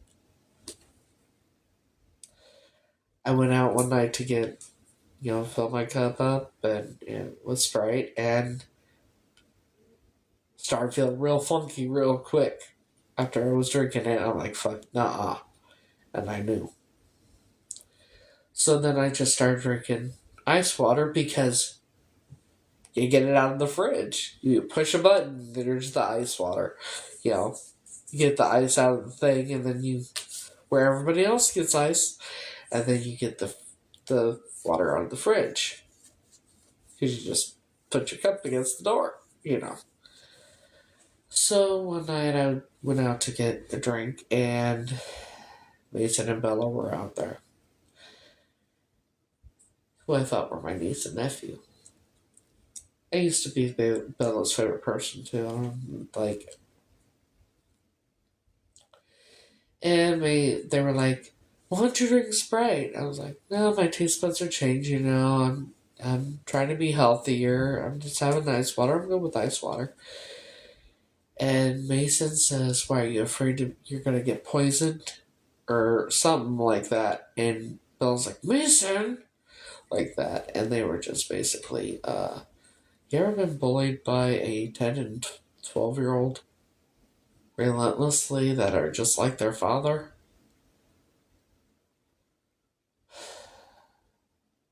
Yeah, you don't want to be.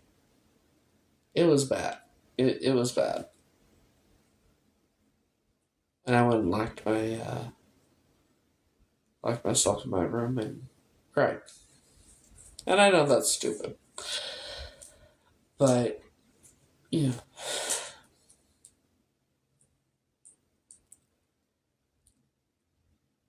These people aren't even related to me. And I keep thinking, how the fuck did I should have known? I should have known. I should have known. How did I not know?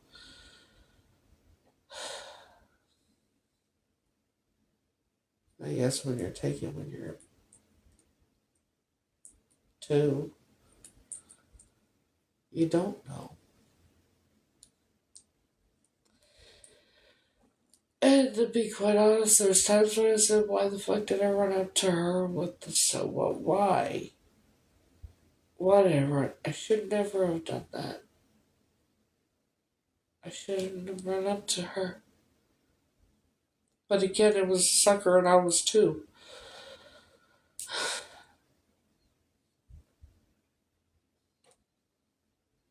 And I keep thinking maybe it is my fault.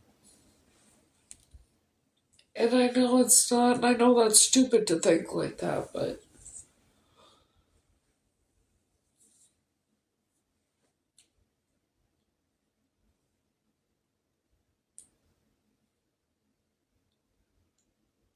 And then you have survivor's remorse. No, survivor's remorse, survivor's guilt, whatever it's called, where you know how you survive and how you couldn't help others that didn't.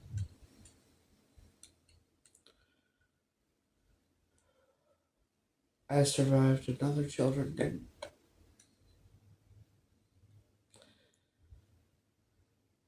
And I saw it.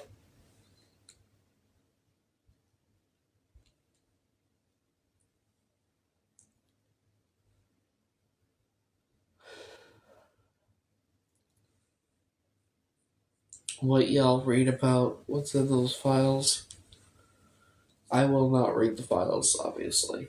I don't need to. What you read about in those files is in the pictures you see in that. doesn't compare to witnessing it and having shit done to you.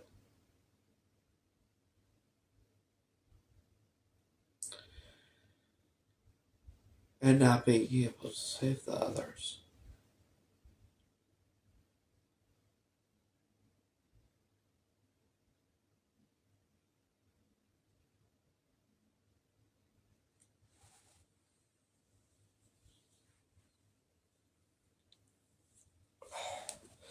Sorry.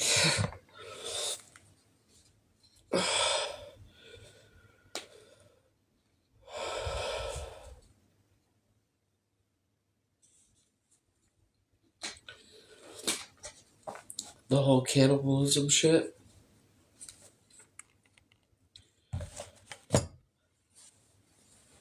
One I witnessed, that's how the child died.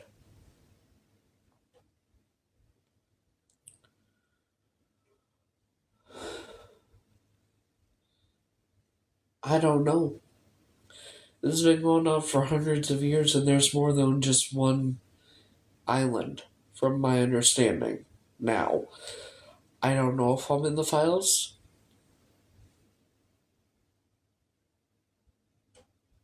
I might be. I don't know.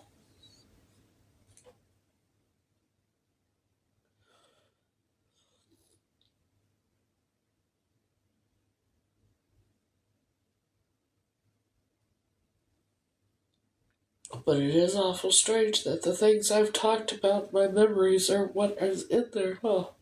From my understanding, what I've talked about is what's in those files. My memories of that. And that was before the files ever came out.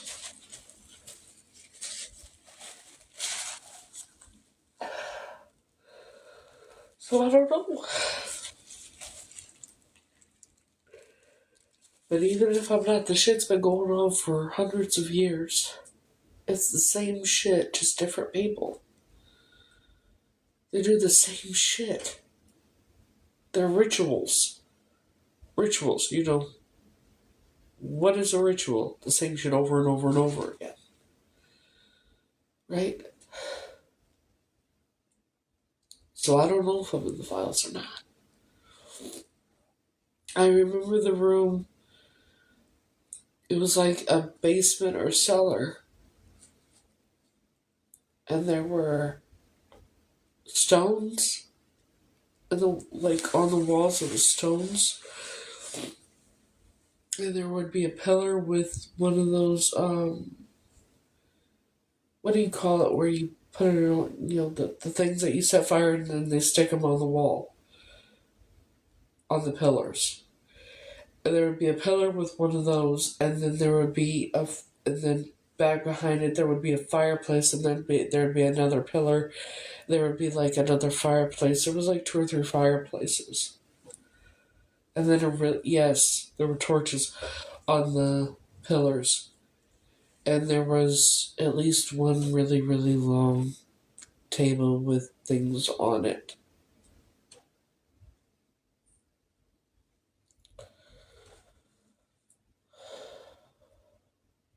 Doesn't surprise me. There's tunnels everywhere. There was a tunnel in a bedroom I had.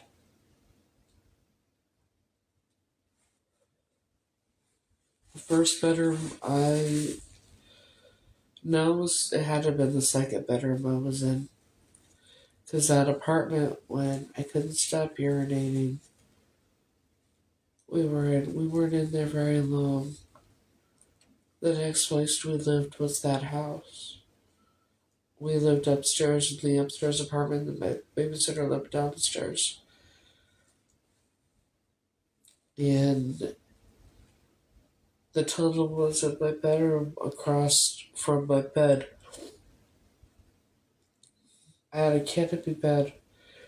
The bed was right here, and then at the edge of the bed, or the foot of the bed, if you sat at the foot of the bed like this and looked right across, there was the landing, and there were 3 or 4 steps going up to the landing on the left side, and then there was the door at the top, like at the top on the landing. And you open the door, and then there were religious murals painted on both walls. The downstairs neighbor went and she walked through that tunnel for an hour, and there were religious paintings the whole way down. And she came back and said there was no ending to that tunnel. And we lived upstairs, so I don't like. That's what's strange. There was a the first apartment.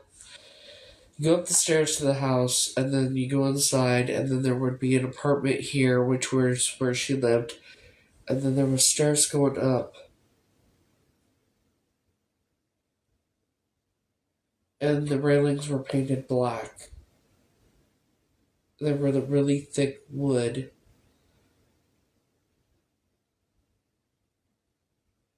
and our door was upstairs on this side.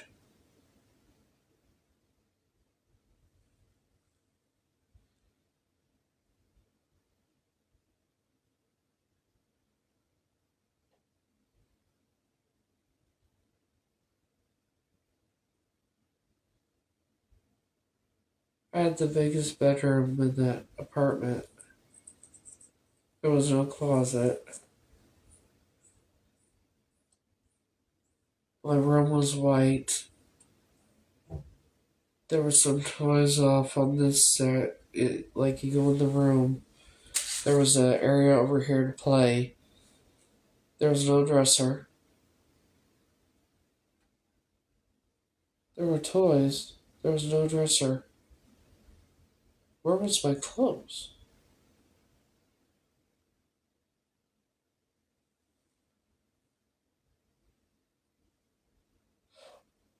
There was no closet, no dresser, but a bed with a canopy bed and toys over here.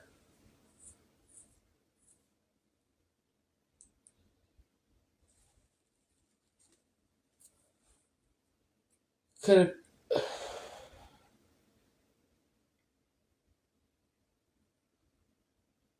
Did we live there? How would we live there if I didn't have clothes there?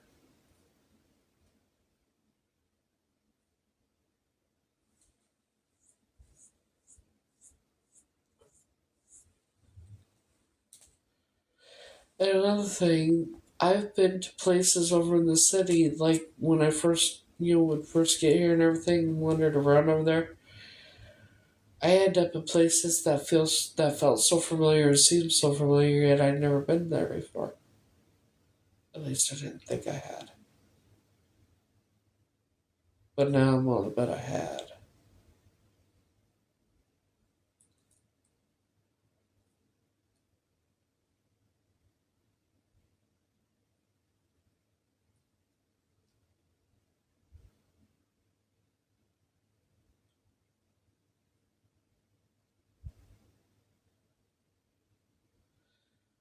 I have a feeling that that apartment we lived in where when I first escaped in that, we did live there. And then she would take me over to that other place a lot. I remember sleeping. I don't know, did I sleep there? That's true. That's the problem I have. I only have bits and pieces of memories because of everything. I remember one time I asked her, I said, basically demanded to meet my father.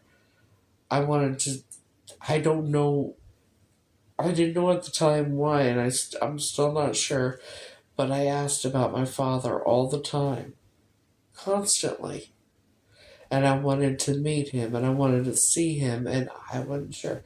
I had to have been a daddy's girl, right?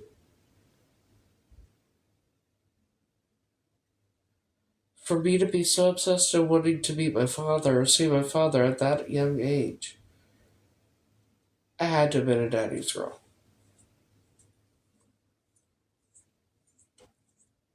I remember she took me to this hotel.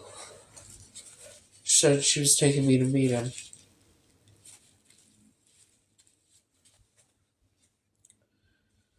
We went in, and I remember we went up the stairs, like these winding stairs, and it was like this really old decor carpet, flowers on it, on the carpet, I think. There was like a winding staircase upstairs to the rooms, to the room we went up to. When we got up there to this one room, the door was open. I remember looking in and I saw the foot of the bed.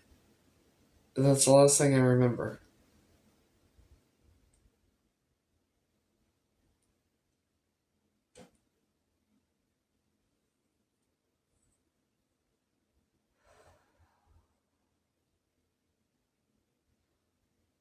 Just like when I was taken to a circus. I don't remember going to the circus. I remember, the only thing I really remember about it is being on the back of an elephant. And then the next thing I remember, I was walking towards the apartment building with this brand new pop-up stuffed animal.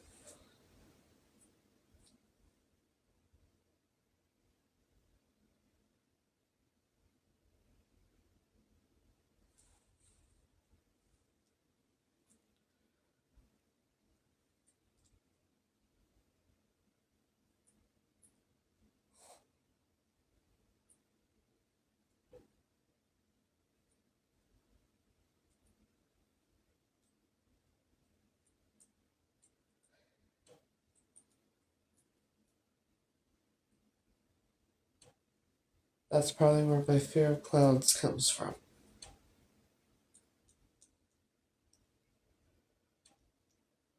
The other thing is I have that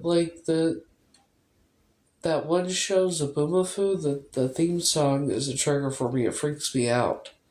I don't know why that happens either, but I'm sure there's a very good explanation.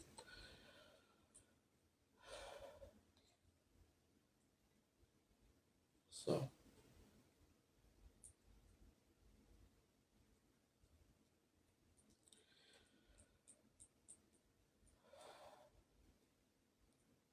and I know a lot of people say they believe me, and I know a lot of people do because it's coming out now and that, but because of everything I've been through on that, I question it.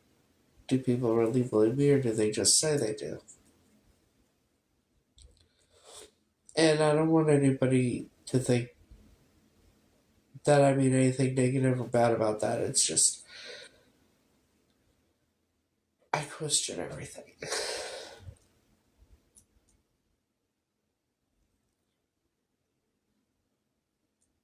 Oh, wow.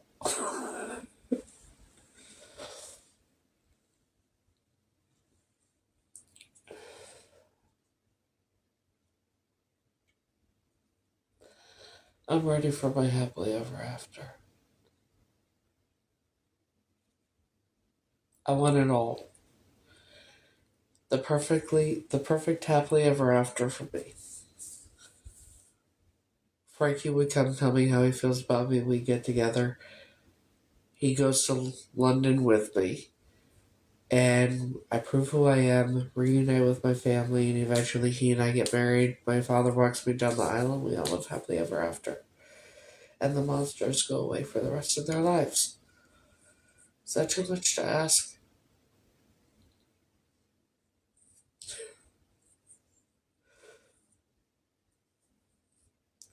But my happily ever after will always involve, will always have Frankie. Frankie is my happily ever after. I ordered a, I ordered a soulmate drawing. It looks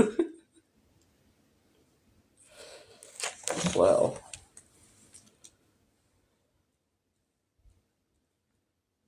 Let me show you. Y'all know what he looks like, right? Let's see if it's on this phone.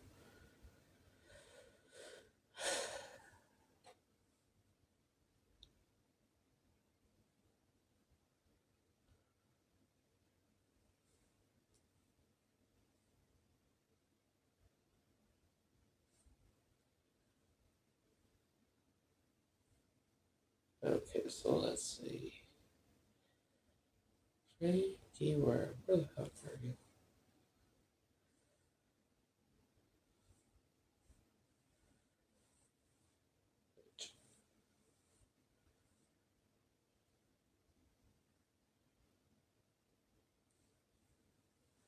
Okay, so we know what the hunk of burning love looks like, right?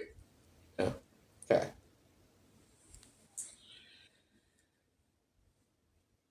So that's Frankie, and then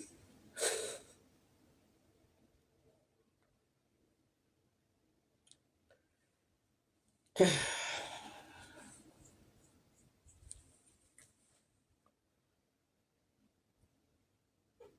is my soulmate drawing.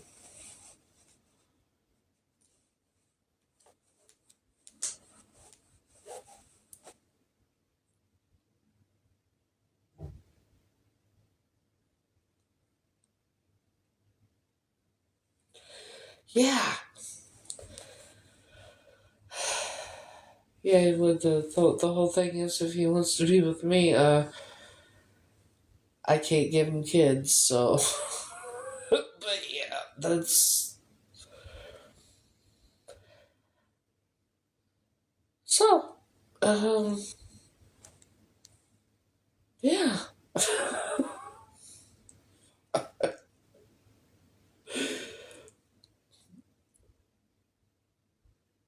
Well, unless things happen, there's always surrogates or whatnot. But we could have kids, just have Frenchies for babies. You know, with his career the way it is, and I don't. He'd make a great father. He would, but I don't know if he wants kids. Maybe someday he does, but I don't know. And everything happens for a reason. Who knows? Maybe we get together, he decides he wants kids, then we'll figure it out.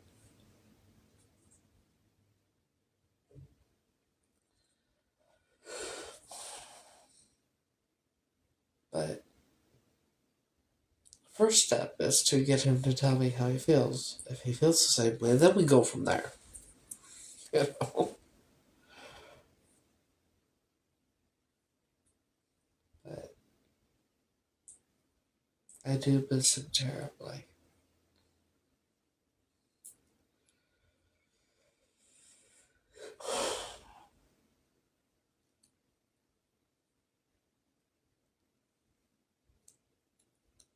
You know,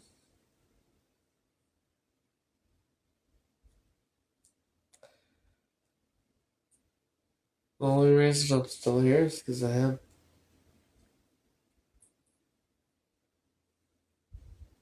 The only reason I kept going and changed my life and improved it and everything, the reason I found the courage to leave that fucking house and shit is him.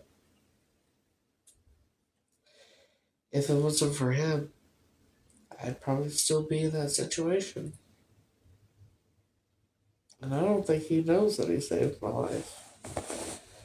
Like he has, as many times as he has. And the fact that he's kept me going all this time.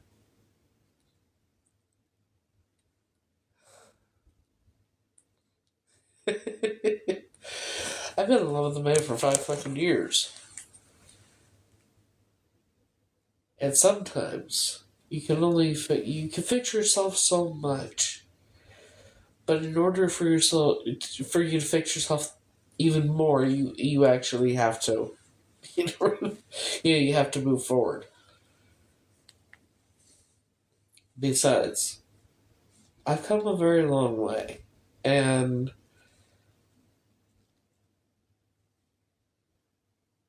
I'm ready, and I know I'm ready.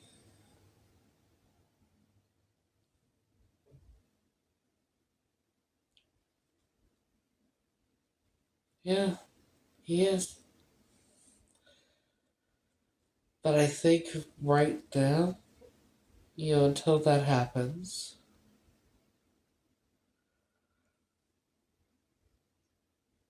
I think at this moment in time, I'm probably supposed to be doing exactly what I'm doing right now, just resting, for because I think I'm being prepared for what's about to happen. Because I think when whatever's going to happen happens, I'm not going to be getting much rest. Privacy, rest, anything. Because once I do go to London and it goes out and everything, media, paparazzi, all that type of shit is what I'm going to have to deal with. Because over there, the case is really, really, it's evidently very publicized from my understanding. So I don't know what's going to happen when I get over there, but you know, everything happens the way it's meant to. So right now, I'm just supposed to be resting, I guess, and trying to learn how to rest. Try being the key word.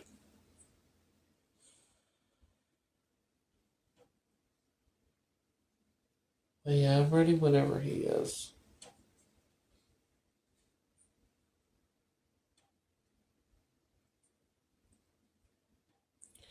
And if he doesn't feel the same way, I wish he would tell me because not knowing hurts more than rejection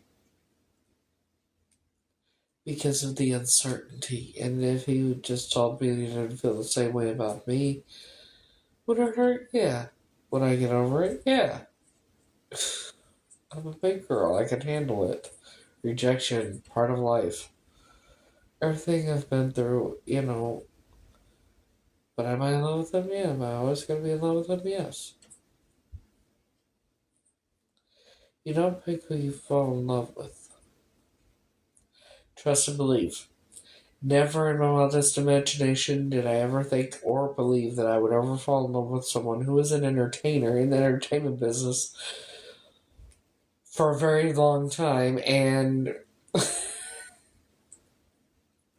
who's also 10 or 11 years younger than me. Never in my wildest imagination. But I did. It happened.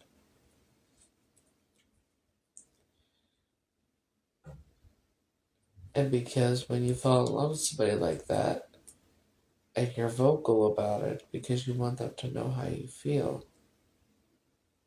Because I believe in letting the person know how you feel about them.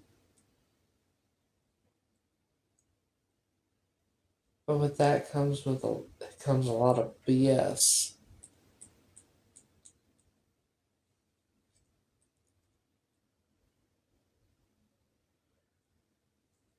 One person told me I was acting like a lovesick teenager and he wouldn't be safe around me. That was one of his fans. Yeah. And she said a bunch of other shit. It's nothing new. But yeah, I know what comes with dating someone like him. And I'll deal with it. And I will always be polite and cordial and everything else. I never say a bad thing to anybody because I never do. Because I'm a grown ass woman. And I'm an adult.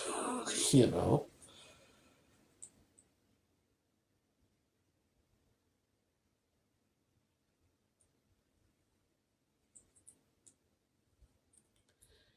But if he doesn't feel the same way about me, like I said, it would be alright. And that's when I would shut off my emotions for him, my feelings for him, like that. Because no matter what, I'll always be there for him. And if I were to shut off my feelings for him, that would mean I would shut off the love part, being in love with him part. And if I do that, there's no coming back from that. So that's why I haven't done it. Because something keeps telling me not to. So I patiently wait until he tells me one way or the other.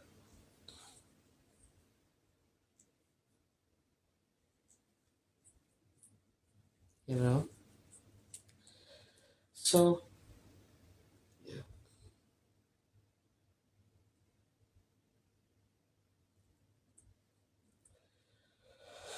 But,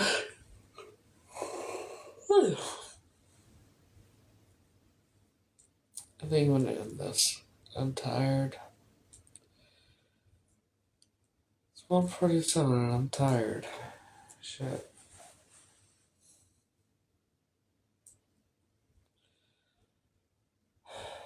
I don't know why I'm tired, but I'm tired. Like I said, I think now I'm supposed to just be resting as much as possible because, surgery and then whatever's to come. So,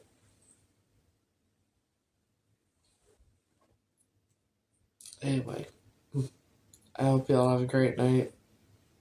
And until next time, I will see y'all later. Have a good night, guys. I might be live on my main account tomorrow during the day. I don't know yet. I haven't decided. But we'll see.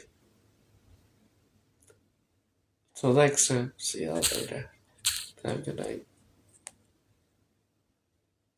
Bye bye.